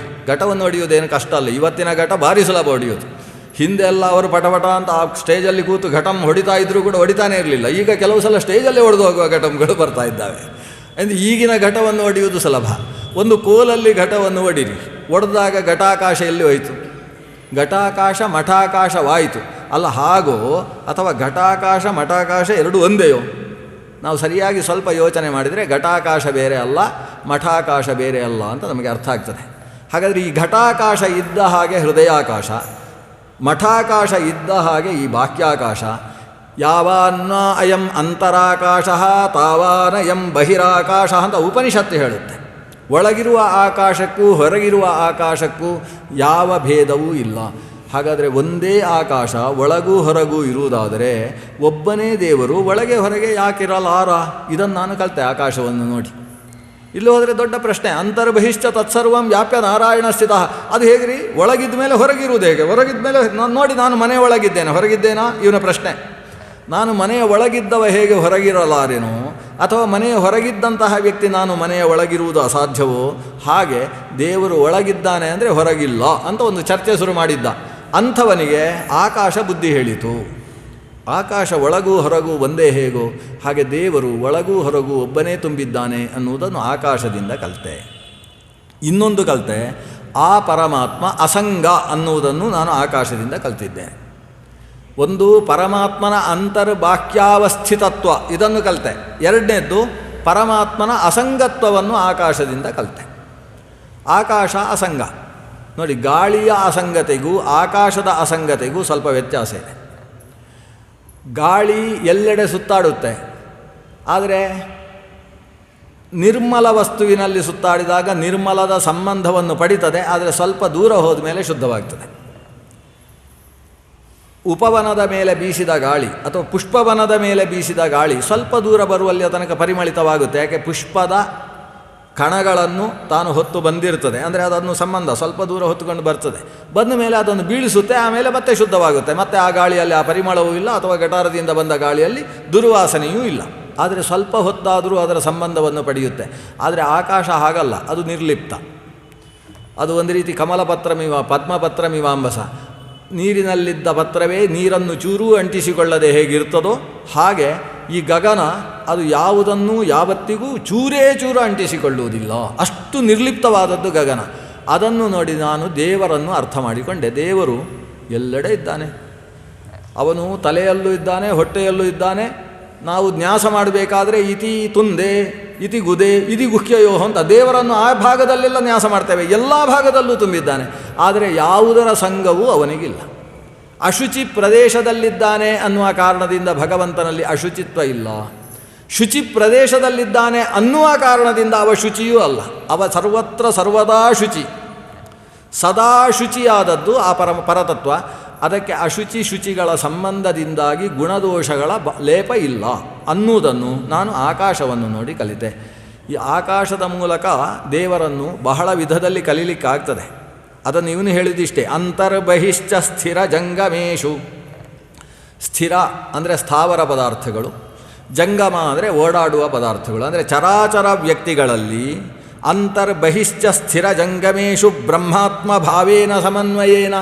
ಬ್ರಹ್ಮ ಆತ್ಮ ಅಂತ ದೇವರಿಗೆ ಎರಡು ಹೆಸರು. ಹೊರಗೆ ತುಂಬಿದ ದೇವರಿಗೆ ಬ್ರಹ್ಮ ಅಂತ ಹೆಸರು, ಒಳಗಿದ್ದ ತುಂಬಿದ ದೇವರಿಗೆ ಆತ್ಮ ಅಂತ ಹೆಸರು. ಇದು ಆಚಾರ್ಯರು ಹೇಳಿದ ಮೇಲೆ ನಮ್ಗೆ ಗೊತ್ತಾದದ್ದು. ಇಲ್ಲೇ ಹೋದರೆ ಹಿಂದಿನವರೆಲ್ಲ ಬ್ರಹ್ಮಾತ್ಮ ಭಾವೇನ ಅನ್ನೋದಕ್ಕೆ ಭಾರಿ ಅದ್ಭುತವಾದ ಅರ್ಥ ಹೇಳಿಬಿಟ್ಟಿದ್ರು. ಆಚಾರ್ಯರು ಸ್ಪಷ್ಟಪಡಿಸಿದರು, ಬ್ರಹ್ಮ ಅಂದರೆ ಈ ಶರೀರದ ಹೊರಗೆ ತುಂಬಿರುವ ದೇವರು. ಬೃಹತ್ವಾತ್ ಬ್ರಹ್ಮ ಇತ್ಯಾಹು, ಅದು ಬೃಹತ್ತಾದ್ರಿಂದ ಆ ಸ್ವರೂಪಕ್ಕೆ ಬ್ರಹ್ಮ ಅಂತ ಹೆಸರು. ಆತ್ಮ ಅಂದರೆ ಆತ್ಮನಿ ಸಂಸ್ಥಿತತ್ವಾದ ಆತ್ಮ, ಆತತತ್ವಾದ ಆತ್ಮ, ಶರೀರಾಂತಹ ಆತತತ್ವಾದ ಆತ್ಮ, ಅತ್ತೀತಿ ಆತ್ಮ. ಆತ್ಮ ಅಂದರೆ ನಾವು ಕೊಟ್ಟ ಆಹಾರವನ್ನು ಒಳಗಿದ್ದುಕೊಂಡು ಅದರ ಸಾರಭೋಕ್ತೃ, ಅದರ ರಸಭೋಕ್ತೃ, ಸ್ವಾಖ್ಯರಸಭೋಕ್ತೃ ಯಾರೋ ಅವನಿಗೆ ಆತ್ಮ ಅಂತ ಹೆಸರು. ಅತ್ತೀತ್ಯಾತ್ಮ.